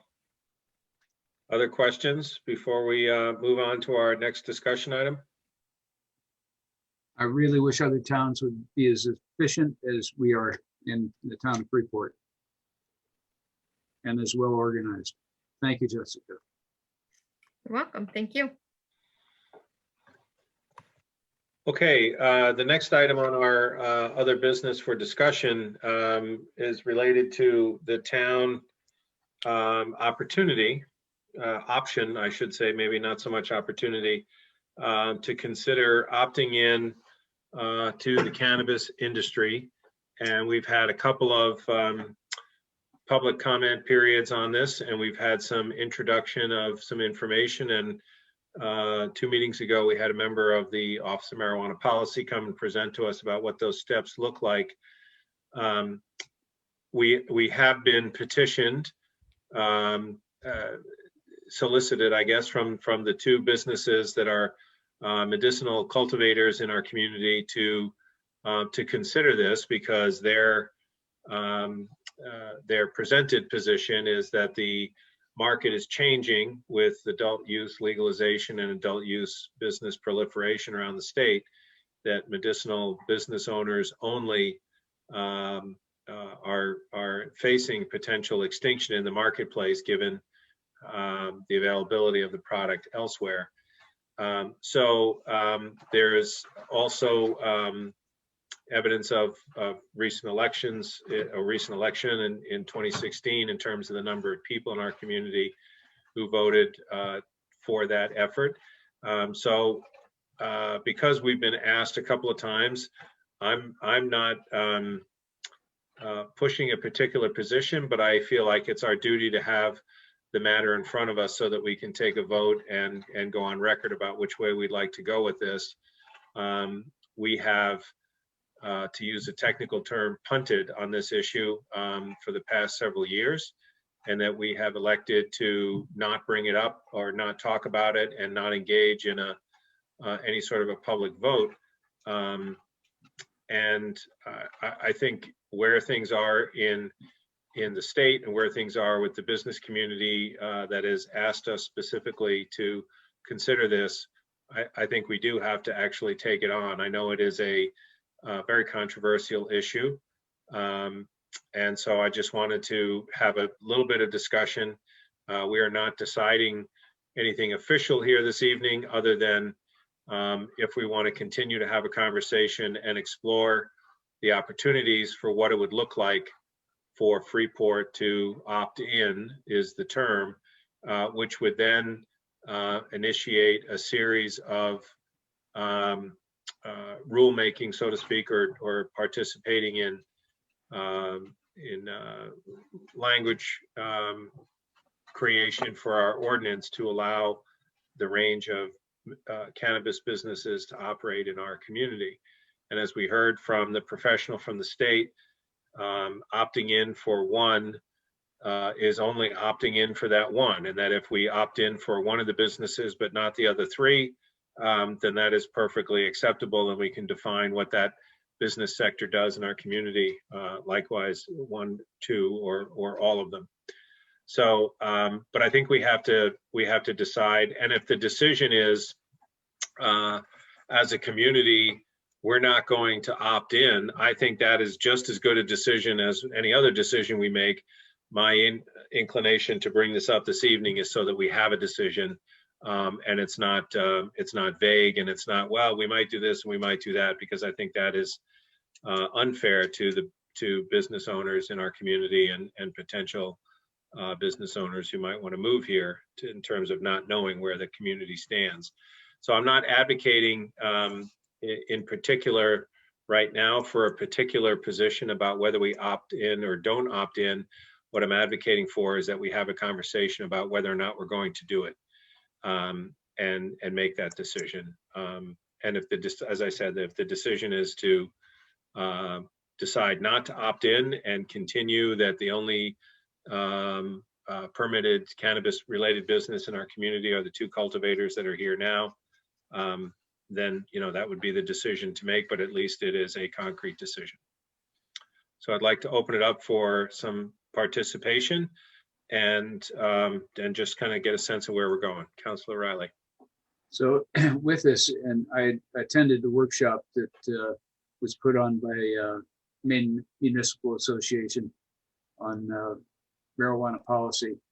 And it's a case that I'm feeling that we could be too close to call in our town council, and it might be beneficial to put this on as a referendum item on the November ballots for each category to see where it would fall and who would be willing to accept the retail side. Yeah.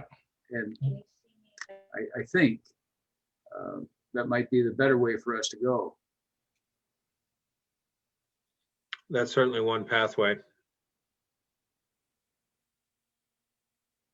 Others? I'd be curious if we considered sort of baby steps and said, let's not consider retail processing extraction. Let's consider just the step of opening cultivation for adult use. Would we as a council have consensus to say, yes, it's worth sort of having the ordinance committee draw up a potential ordinance that narrowly defines what we might want to consider, and just have us act on that as a first step? I would be in favor of having that discussion at the council level to say, do we want to direct ordinance committees to open up this one specific use in a very limited way, and then we could vote on that. And with that, also going back to the medical side, where we have true growers, did we limit the number of growers when we approved the medical growth? I don't believe so, because I believe the ordinance that allowed medicinal growing of cannabis to exist was specifically written at the state level so that municipalities could not govern, that all of the regulation and oversight was done at the state. And I believe that's consistent with what we've heard from our business owners, that they actually, aside from typical building codes and such, they don't have any reporting obligations to us. Am I right on that, Peter? I'm sorry, I only caught they don't have the reporting obligations. We don't have any jurisdiction over the medicinal industry as an ordinance, as a municipality. That's all governed by the state. I don't know if that's accurate. We could have more growers doing more growing of medical side? Not commercial scale, like what currently exists, the two big options that currently exist, we need to approve those. I think the issue is with that I'm questionable on our regulatory ability is on the small caregivers. My understanding is the two businesses that are here are grandfathered in, so, right, so there can't be other medical marijuana growers. They're the only two, and if they leave, then that's it. They Well, can't come from back. two perspectives, the state perspective, but also our zoning perspective, is that we don't, I would say that they were started and issued building permits by a previous employee under the classification of manufacturing and processing. And since then, we've gotten guidance that marijuana, farming is supposed to be its own individual use, both according to the state standards and kind of, municipal standards and zoning. So there wasn't a standard at the time when those two were approved. So from our own zoning perspective, we need to add that as an allowed use. Right now, they're pre-existing non-conforming uses, meaning you couldn't, they couldn't expand, they couldn't go somewhere else. It's the location they're at right now. They're allowed to stay there because they were approved. That's it. Right.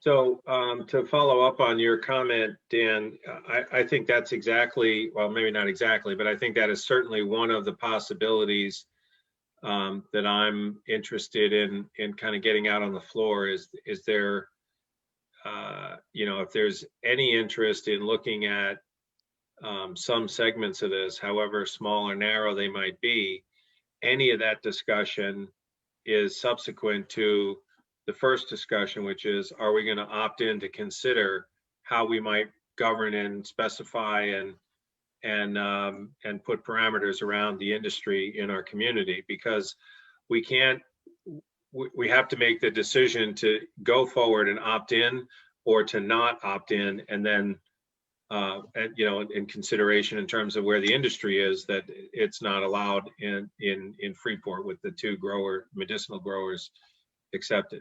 Councilor Bradley? If we vote, as Dan suggested, to narrowly allow opt-in for adult use cultivation, are we then regulators of those who opt? I would assume new cultivators could come into our community for that purpose. We wouldn't be just limited to the two that got grandfathered. We'd be opening the door for more cultivation. And then my question is, if I'm right about that, would we be the regulators of that cultivation, or would that be a state function? Both? Yes, we would have regulatory, we could put licensing standards in place. If not, if the town decides to do nothing and just say, yep, you can come in and grow, as many growers as they want can come in without any licensing, without any, lotteries, any zoning standards, then the state standards would apply only. So our standards would be on top of, our regulations would be on top of the state program regulations. So there's no preemption of local regulation by state where it's inconsistent, or where the state's doing something in a different direction than we might want to go. I think there may be preemption in the specific sections about the marijuana program, like how the state runs it. But from a zoning perspective, from a licensing perspective, we have very specific rights. I don't know if we're only prescribed certain rights and we can only regulate within that, or if we're filling the field that's not occupied by the state through non-preempted things.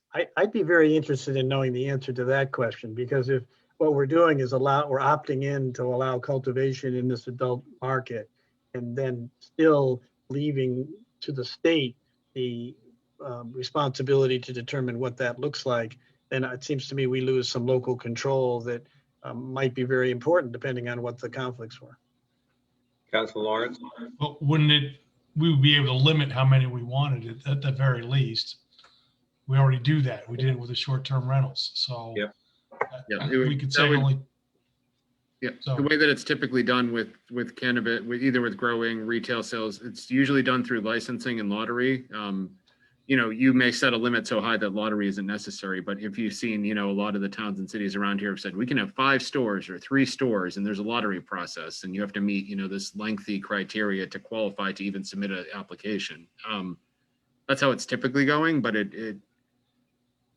we could do as much or as little as we're allowed. We could do nothing, like kind of what Ed alluded to, and then the state regs take precedence and that's it, and we have no standards locally.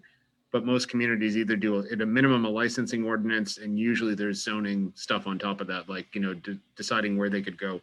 Much about like what we were talking about for the solar, right? Distance between dimensional standards, all that kind of stuff. Yeah, I guess that's, I see a rather elaborate process, again, subsequent to the decision about opting in, a rather elaborate process about where, how many, where it goes, where in the zoning districts it's allowed, what are the parameters, how big they might be, how many square footage, how many square feet can the building be, those kinds of things that you would have in any sort of governance of zoning uses. And our ordinance is full of that language now. So we have plenty of examples to pull from if we wanted to consider one or several of the potential sectors. I believe that the Office of Marijuana Policy would be very helpful in helping us create the ordinance. That's a little bit about what concerns me. Again, I don't know, I know nothing about this area of regulation, but I think I'm learning that the state regulates these marijuana growers independent of the municipalities. Generally speaking, when that happens, then the municipalities' efforts to regulate are affected, limited by what the state has decided the direction it wants to go. That's a general principle of state local regulation. And since I don't know the answer to how that would work, I'm a little hesitant to opt in.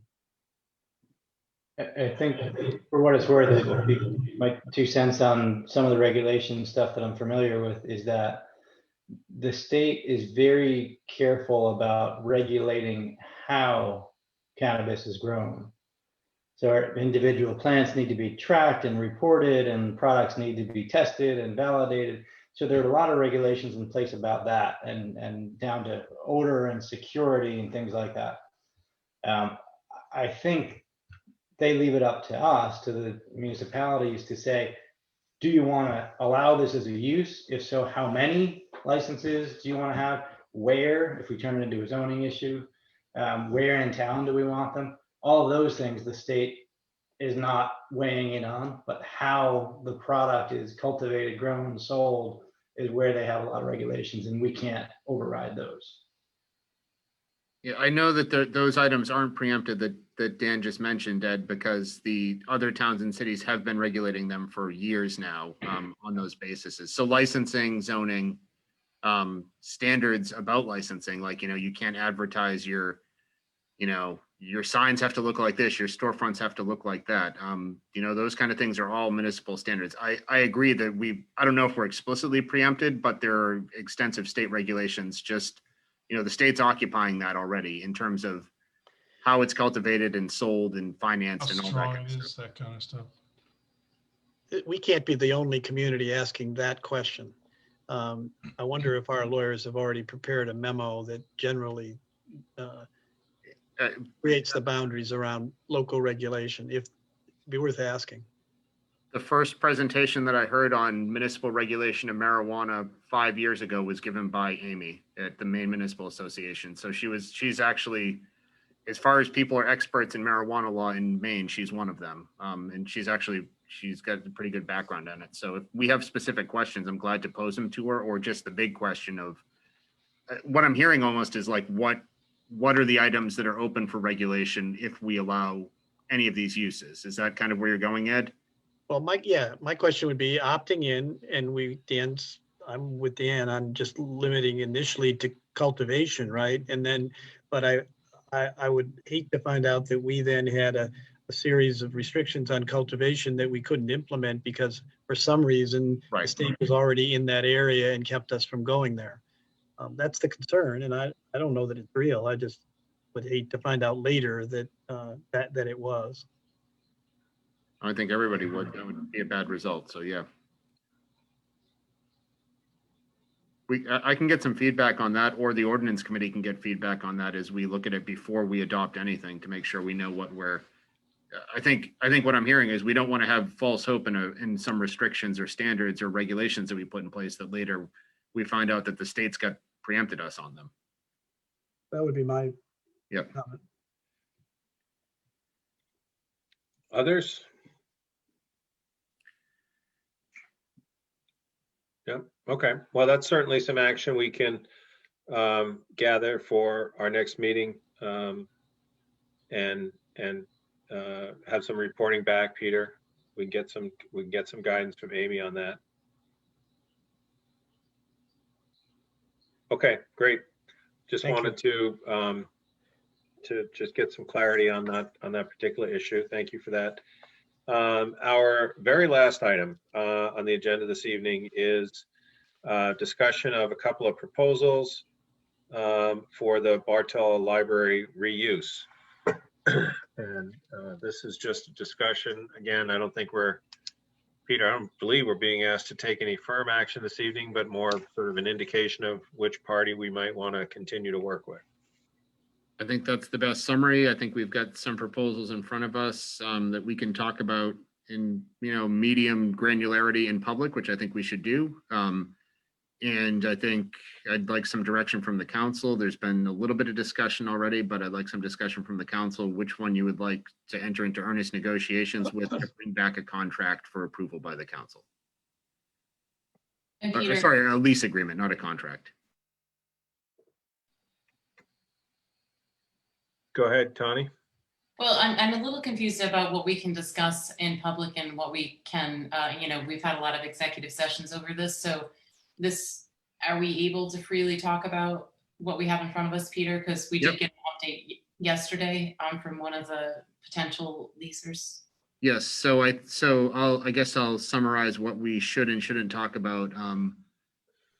We shouldn't discuss anything that would give away our negotiating position. We are not required, I guess, to discuss anything that would give away our negotiating position in public. We can have that in executive session. So specifically, I like this deal, but I'd really take a lot less if they offered that or something like that. Like, we don't say anything like that, but I think we're at a point kind of where we've got two firmed up offers that are in the same ballpark that I don't think we're talking. I think we're talking about concepts and kind of fit and benefit and other factors beside dollars. The council had asked that I go back to one of the companies and ask for a request. Are the counselors up to date on that? No, I'm prepared to talk about that right now. Is there a reason we shouldn't be saying that in public? I thought that was all going to be public information. Yeah, you lead the show. Well, I want to weigh in a little bit. I don't know what's going to be said. Can't we just go into executive session, have a full discussion? Once we figure out what it is we want to say, we can come out and say the things that are okay in public and keep the things that we want to keep private. I would worry with a broad discussion about two proposals that will be all over the place, private and public, and not be able to distinguish between the two in the conversation. Yes, you can go into executive session. The only thing that we can talk about in executive session, though, are things that would give away our negotiating position. So yeah, that's everything. That's the whole thing. Well, I don't know. I guess that's where you need to go, because we're not there yet. I thought that we were, but that's okay. Maybe we are. I don't know. I don't know. Yeah, I agree. Can I offer my 2 cents, and then I'm going to step down and continue to recuse myself from the deliberations, but I do want to offer an opinion before I do that. So just to reiterate, I had a proposal in for a use. I withdrew the proposal. And I don't know what the other proposals are. I've heard some rumors here and there, but I don't know what they are. I don't know any of the details about them. The only opinion I wanted to leave you with from the work that I had been doing on the downtown before I stepped away from that is that yes, there's a financial component to the Bartle Library building, but that's a very unique building in a very unique location in a very unique town. So it would pain me if we wound up kind of selling it to the highest bidder, if that was the only consideration. It would pain me also if it went to another retail store that was like 100 other stores that we already have in town. I hope that as you guys consider whatever the offers are, that you're looking for something that adds value to the town, that's compatible with all the things that Mary Davis was telling us about earlier.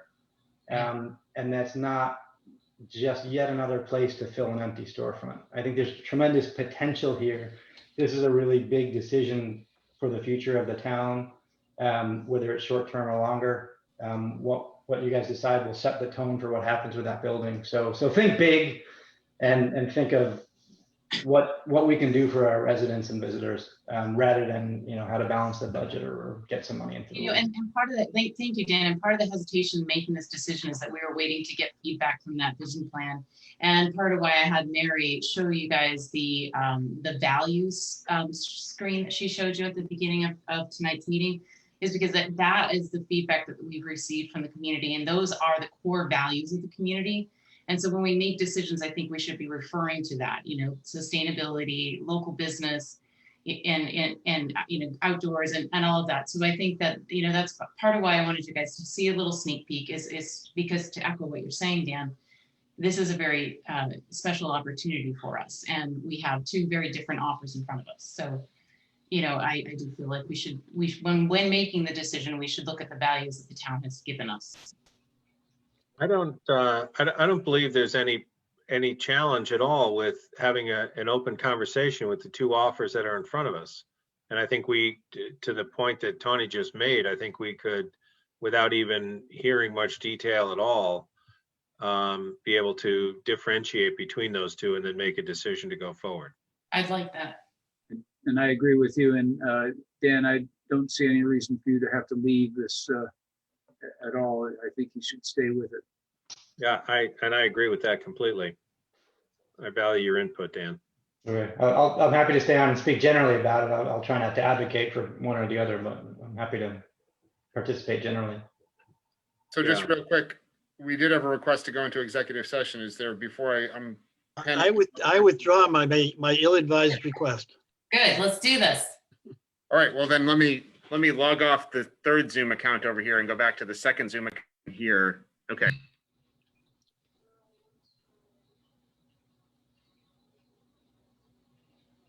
So we can talk about specifics. There are some things that I will leave out only out of respect. I think we've talked about some of the dollar values. I might speak broadly. Anything that we do agree to, the contract terms would obviously be public and would be brought before the council for approval. We have two proposals. I think I can say who they are. One is Maine Organic Farmers and Gardeners Association, MOFGA. Would like to do a hybrid retail and kind of lecture space in the property. I may not be kind of communicating the lecture space part correctly, but it would be, advocacy and classes and, things like that in the kind of lower level with the retail and the upper level. The second. And the retail would be what kind of, would it be from their farmers? Not farm goods, although that could be part of it. It's mostly goods. So their merchandise and things they were proposing some. The Common Ground Fair moves to Freeport. Yeah, but not. I don't think it's going to be a farmer's market. I think it's going to be like arts and the arts and the artisan goods that are typically sold that they partner with small producers to make, or that they sell. It was a good example on a smaller scale is the pop-up that they did last Christmas. Is goods like Pineland Farm type goods? Yeah. That's Okay. probably, yeah, exactly. Like when you go into Pineland, the section that's not the food section, right? Like that kind of stuff. So yeah. Liberty Graphics for one. Yep. Yeah. Like, I mean, I don't know the exact brand name, the brand lines that they're planning to sell, but that's the idea. Yes. They had a ton of printed stuff, probably from Liberty at the pop-up store that they did. So right. I think they print all of their merchandise. So that's proposal number one. It would kind of be split. So primarily retail, they're looking to, make money. They made good money in Freeport and they're looking to make money. Term of the lease. What's that? Term of the lease. Term of the lease. Oh, yes. So that's the part that was up for discussion that we talked about in executive session, that the original request was to do 9 months with, so for this kind of until January of this year, like 7 months now, with an option to renew. And the council asked, I think Council Whitney went back and talked with them because she was in contact with them, but they communicated back to her and I. And we asked, would they consider a longer term? And they are interested in considering a longer term for essentially two seasons, you know, a year and 9 months, and they would do, they just wanted some cancellation provision if they're, you know, really not, if they're really sinking, they're not anticipating that they're going to after this holiday season. So it would essentially be they'd sign for 2, but we'd have a mutual escape clause, you know, that, you know, a year and a half, they'd have a mutual escape clause that if it didn't work after 7-8 months, that they'd be able to back out.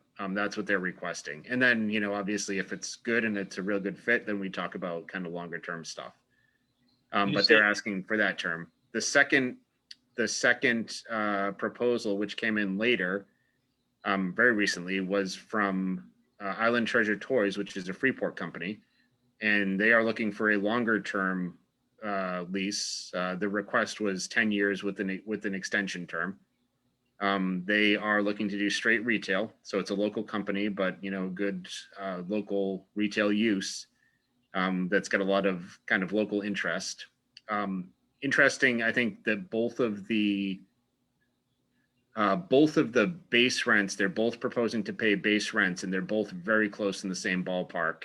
Island Treasure Toys had a second provision that we talked about in executive session, which would be kind of like an incentive-based payment that may put them above, you know, that they may or may not end up generating more income to the town. They wouldn't generate less than the MOFGA proposal, but it may end up being financially a better proposal for the town if they're successful. So, so that's where we're at. I mean, they were both pretty close. The exact terms were a little bit different in terms of what would be included or excluded, but they were both not triple net. They were both modified. I think modified gross was how they were described, but you know, some things would be included, some utilities, but not others. And the two proposals differed a little bit, but they weren't, the dollars didn't really make much of a difference in the end. Right, and neither one of them are requiring the town to do specific capital improvements to the building? No, Island Treasure Toys would propose to do upgrades to the building. Is obviously staying there for a while. They had a lot of things that they wanted to do. And I think their upgrades would be more significant. MOFGA was looking to do turnkey and, you know, minimal and make the space work for them. Like an extended pop-up operation for 2 years or a year and a half, you know, was kind of the idea. Knowing, we don't have to discuss the dollar amounts because that would be sensitive material, but knowing that they're relatively in parity, we have a length of term that's a distinction, and then we certainly have the activity that's a distinction. The base rents are in parity, but there is a substantial difference between the Island Treasure proposal, which there's a potential incentive on the based Island on sales proposal that's not in the MOFGA proposal. Yes, Councilor Bradley. Well, to the benefit point, yeah, you get an escalator in the Island Treasure, but you get an escape in the other one. So either they're doing well and you see they're doing well and you escalate their rent and that's how you get it, or they're not doing well and you move on to somebody who is. So there's a benefit there too. I mean, the counter benefit just at that low level. They're very different. They're very similar at the base, but they're very different in the long-term kind of applications. I think between the two, they're very distinct kind of advantages and disadvantages that the town has. So I talked with both. Well, Councilor Whitney talked with MOFGA. I only talked with them indirectly over email, but talked directly with the other proposal with Island Treasure Toys, and you know, they're both very interested. One's obviously a Freeport company that wants to stay in Freeport. The other one wants to locate in Freeport because they've had success here. So, you know, I've told both of them, I don't think that there's a bad proposal between either of them. It's kind of, you know, the question is really preference and which direction the council wants to go on these. So I would say if we want to talk about details, we can do executive session, but I don't know if there's any more detail that's needed beyond the dollars that we kind of already discussed in executive session. Your escape provision for MOFGA is mutual? We haven't negotiated. We'd go back and negotiate that detail, but they just requested, I can, hold on, if you give me 30 seconds, I can understand why they would want to escape. Do we also get an escape at the end of 6 months? I'm sure we could request that. I don't think we, I don't think we requested that, but we could request that. Yes, easily. Tawny, we didn't request that, correct? Yeah. Well, you talked about it like a mutual escape, and I didn't know whether that had been discussed. That was probably my fault for not being accurate. Yeah, well, if the escape is only one way, then there is no lease. It's really just like, well, if we like it here, we'll stay. I guess from my perspective, but I think we can define that, escape how we want. And I think to Ed's point that we wouldn't want to have somebody who's struggling in there either way. But yeah, I don't have a lot of heartburn on it. I think they want to be, right. This is their first store, so they're just, they met as a board. They're very excited about this. They really want to be in Freeport. They did look at property in other towns. And so, I think it's just that, it's their first time they're doing it, and how grateful are we that they're, that they really want to be here in Freeport. Councilor Dan, Riley? Dan, do you see the uniqueness of the MAFCA as being what you were contemplating? Well, I don't want to weigh in favor of or against, but one question I wrote down to ask you as a group is, if you step back and think about, if you had a wish list, if you could dream up your ideal tenant, and as you think through what that looks like in your head, have we made the effort to go out and do any outreach to tenants that might fit that bill? So, for example, if you wanted to make this up, if you said, wouldn't it be great if we had a skate park in town? Have we gone out and reached out to skate park owners? It's a bad example, I know. And said, hey, would you be interested in this building? As opposed to the passive approach of, hey, who's interested? Because I think, it might take a little while and it might take some wrangling and fiscal notes and things like that. But if you come up with an ideal use, it might be worth pointing FEDC in that direction, doing some outreach and saying, can we attract this type of use to town? And if, MAFCA fills the gap for 7 months or a year and 7 months or something like that, that's fine. Yeah, that's how I would think about it if I were in your shoes. Yeah. We did have a proposal that we were going to just have them do 6 months, because there was that sort of like, let's wait and see sort of thing. And if something better emerges, but then the council asked for a longer, if they would have an appetite for a longer lease. So that's sort of how that happened. When I'll just point out too, hang on, Chip, when the previous leasing tenant vacated the property, we had, roughly similar conversation that we're having now. What do we do with this asset? Wouldn't it be nice to think about this or think about that? And at that time, not as articulately as you just spoke, Dan, but the council had in front of it, what would you like to see? And it was, 7 different directions with 7 different counselors. And I'm exaggerating a little bit, but not by much. And generally the consensus was, let's see what the market brings us, and then maybe we'll have a better idea about what we think. So I think we were, as a group, this was several years ago. They've been gone now for a couple of years, 3 or 4 years. 2+, yeah. I think, as a group, I think we were far from a consensus of what an ideal use would be. And I think it was evolving just to even have that kind of thought process going on as a counselor. Like, do we really have any influence over what this town-owned asset might look like? Chip, I'm sorry I cut you off. So I was just going to say that the reason we went back to MAFCA was because the other group wanted a longer term, and so the philosophy I thought was, let's look for 6 months. And then the other group came in and it was like, well, this is a lot longer. This might be better. I'm always a bird in the hand is worth 2 in the bush. So that's how we got to the longer term.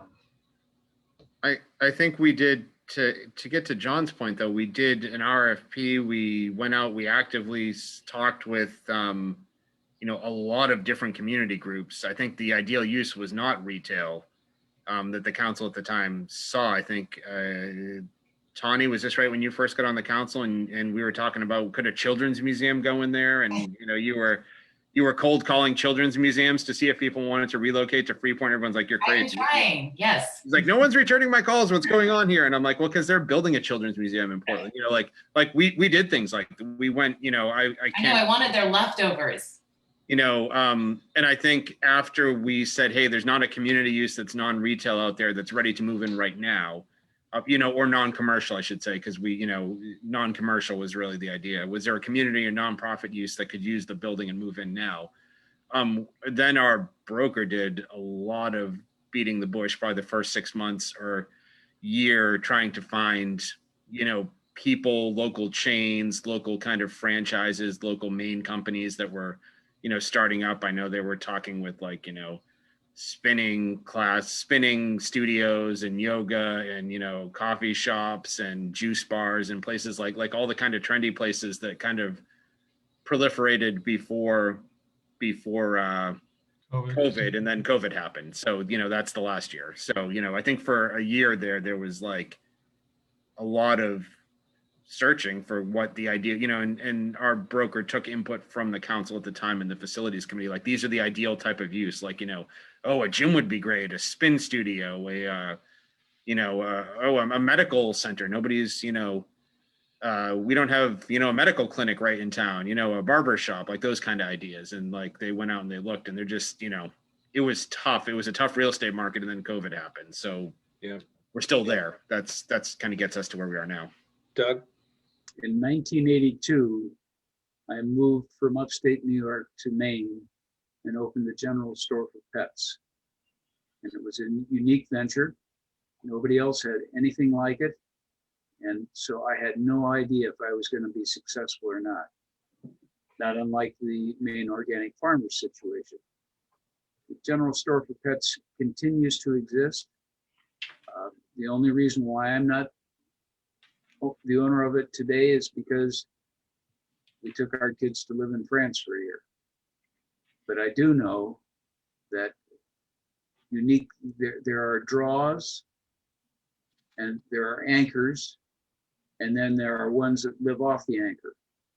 And so you could say, well, if you had a Hannaford's right downtown, that could be a draw and an anchor, but that building is not suited for it. The proposal of the education center underneath and then highlighting the made in Maine products, which is really what it is, it would be not only people like Liberty Graphics, but you could buy your cheeses, you can buy your meats, you can buy, because these are all members of the organization that exhibit up at the Common Ground Fair. And if you've been there, you go back year after year after year after year. And there's always something you want to go back to. So I see the uniqueness of Maine Organics, not unlike my store. And I think that they would be a tremendous fit. Island Treasure Toys, it's a toy store. Get toy store. Chip? Peter, did you say that Maine Organics is not selling food, that their retail is going to be something other than that? Did I get that wrong? I don't think the primary was like farm stand. That's correct, Tawny, right? Like their primary was durable goods. Yeah, they said they may occasionally bring in farms, bring a farm stand out to the lawn or so forth. So is it going to be more like Royal River that we already have here? They're selling. No, a little bit. I think it's going to be a little unique. I think the food section might be more like Royal River if they were going to do food. But they're not, than okay, grocery. so they're not doing food. Well, Treasure Island Toys is a going concern. It's profitable, they're working, and Mafka is going to be an experiment. It's their first store. Okay, just. Yep. I do think that, I do want to put a plug in for them as a possible tenant. They have survived the pandemic, and I think it's a long established company with new owners in the past couple of years, and they're looking to expand. They're looking to expand their footprint and be on Main Street. So obviously, I'm about as excited about that. I'm equally excited about both the proposals. They're both great Main Street additions. So I think it's a question of kind of fit in where you want to go on this. Dan? Just three things that struck a chord with me from Mary's presentation. Things that people were looking for were outdoor uses, so things that enliven Main Street without having to walk into a building. Uses that encourage people to spend time downtown in the evenings, and uses that encourage gathering. So people want places to be together. If either of the proposals are offering any of those components, that sounds like bonus points to me. If they're not, one option you might have would be to work in the ability for the town to use those two small spaces out in front of the building to do stuff during the evenings. If the store is closed, can we have a jazz musician play there? Can we have some cafe tables? Can you do something with that spot, or at least retain the right to do that? Rather than just have it be, continue to be a vacant grassy area that nobody uses. Good idea. You'd have Or bluegrass. if they're not interested in doing outdoor stuff, retain the use to use it all the time, as long as it doesn't get in their way. Yeah. Yeah, I mean, Jake, you had your I hand say we up. need to negotiate. These are the kind of things we would need to negotiate regardless. That's why we're not really approving anything tonight, but I think we could talk with either of those about that. You'd have bluegrass and contra dancing with, organic, among other things. Didn't we say that one of the proposals would likely still look for another spot in town and that the other one might not? Right? Weren't we saying like Island Treasure would probably keep looking at other Main Street venues? Is that still the case? I think both of them have an interest in being in Freeport, regardless of whether it's here or not. I think Island Treasure Toys is staying in Freeport unless something drastic, I don't make promises for other people, but their goal is to stay in Freeport. So yes. And there's plenty of vacant spaces on Main Street. And Mofka wants to be in Freeport. So I think either way, Tawny, you know better about Mofka, but either way, they're both, I just know that Mofka looked at different spaces and definitely felt like this was the one they could make work. Yeah, Ed, you had your hand up earlier. I'm okay. I know what I want to do. I personally, I guess I feel like that last point was really kind of where I'm coming down, which is that, I love having a toy store in our community. And it is certainly worthwhile to give the respect to an existing owner who has survived an extremely difficult year and a half of the pandemic. And I applaud their efforts to stay in the community, but they do have plenty of other options. There are a significant amount of other storefronts, including right on Main Street, that would be available. Probably not at the price point that we're offering the Bartol Library or considering offering the Bartol Library. So that may be a compelling reason for their interest in the space. But I guess I'm seeing that the potential that we have with Mofka and its extended network maybe leans a little bit more towards the value statements that we heard from Mary earlier in terms of what the public is looking for. I don't frankly think either one is ideal. I mean, it would probably be, a second page for me if I was going down the list of things that I'd like to see in that building before I got to either one of those. But that's, that's a partly, I think, a result of the interesting and unique configuration of the physical building itself. And its location and its size. So I think I'm interested in having further conversations with Mofka, and particularly if they're interested in an early escape clause in what is frankly no longer a lease. A lease is that you have a certain number of months of income coming from your renting tenant, unless there's patent violations. But if there's we're not doing well, then I think we should have the same consideration that if for whatever reason the council decides this isn't really where we want to work, then I think we should be able to provide them notice as well. If we're going to offer that, I think we should get it in return. But that's kind of where I'm thinking.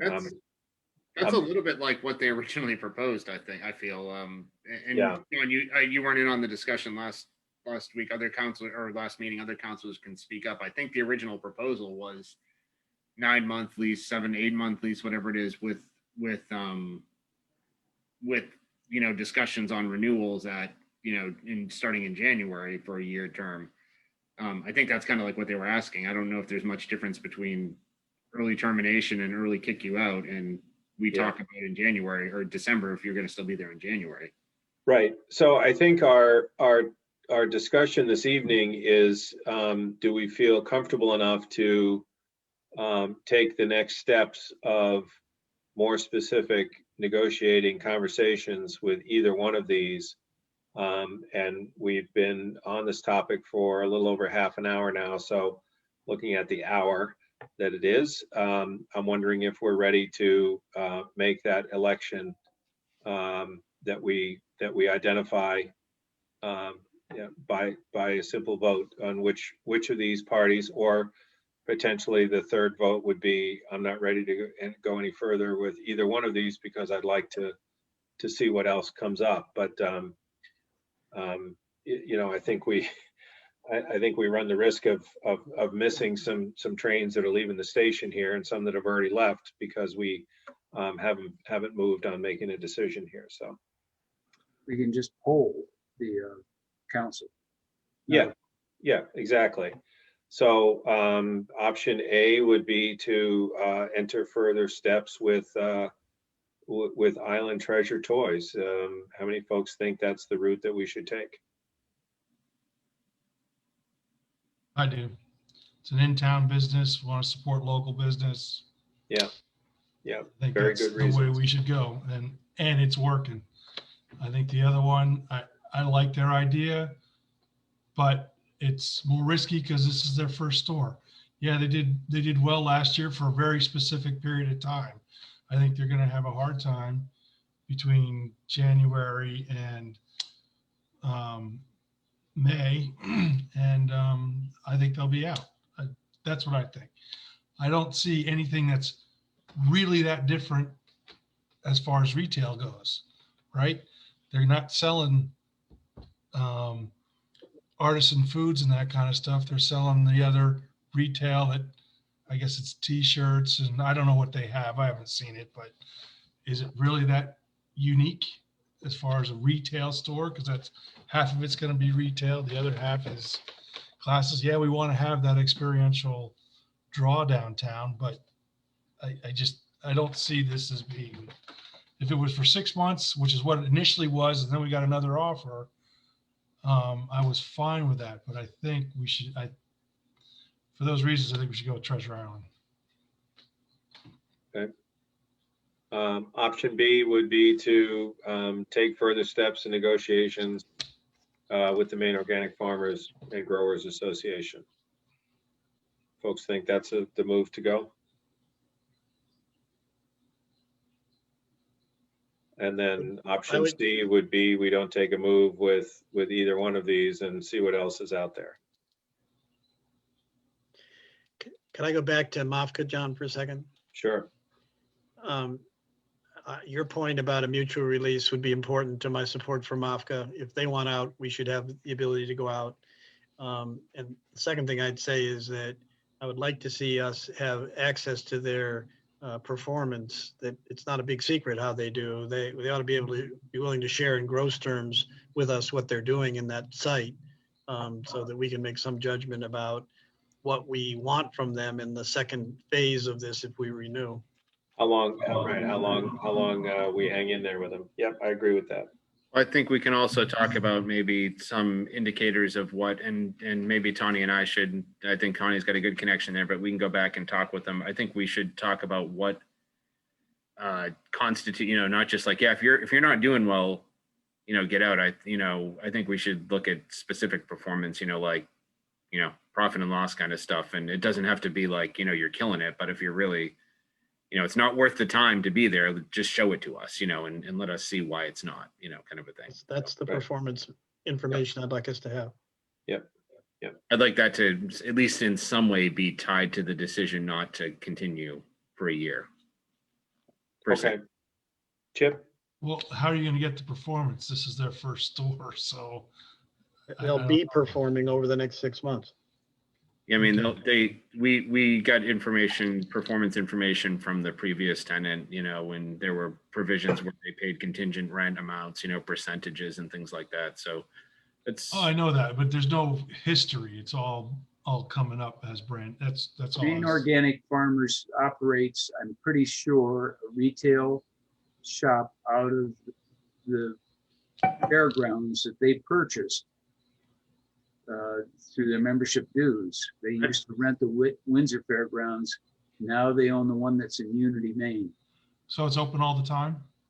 I'm pretty sure. I mean, they've got different business ventures. They've got the I'm not sure the exact relation, if they're the owners of the organic supply and seeds and trees shops and all those kind of things, but they've got, No, those might be separate companies or separate nonprofits somehow, you know, Fedco and all that kind of stuff. But, you know, they're involved in all that. So I'm sure they'll be drawing from that level of expertise and, you know. That's their membership that would be involved in it, number one. Number two, they have a tremendous newsletter that, you know, if you join Maine Organic Farmers, you're connected to a lot of very useful information. They've been a success. They've been around for years. And they're exactly the kind of experience that downtown revisioning is thinking about. I mean, this is going to bring a whole new group of people into our downtown to do a whole new set of things, increase the experience. To Dan's point, it's the kind of thing that it seems to me that Mary identified in gross terms in her value statement. This is a draw that's different than anything we've got, certainly different than Island Toys. And don't forget contra dancing. That's can I have the first, Dan? All right, so Peter, I think you've got a temperature reading here. We'll communicate and we'll come back with something. We'll update Island Treasure Toys. I think they've been watching. I think they know what's going on, but we'll make sure that they know that we're talking further with MOFGA and, you know, that's the direction the council will probably go if agreeable terms are reached, but that's not a done deal just yet. Right. Okay, that concludes the discussion items on our agenda this evening at 10:33. Thank you all. Doug? I move to adjourn. Second. All right, we'll take the vote for Sharon's benefit. Councilor Bradley? Yes. Councilor Daniele? Yes. Councilor Pilch? Yes. Councilor Riley? Yes. Councilor Whitney? Yes. Councilor Lawrence? Yep. And the chair votes yes. Meeting is adjourned. Thank you all. Very good discussion this evening. Good night. Good night. We'll see you.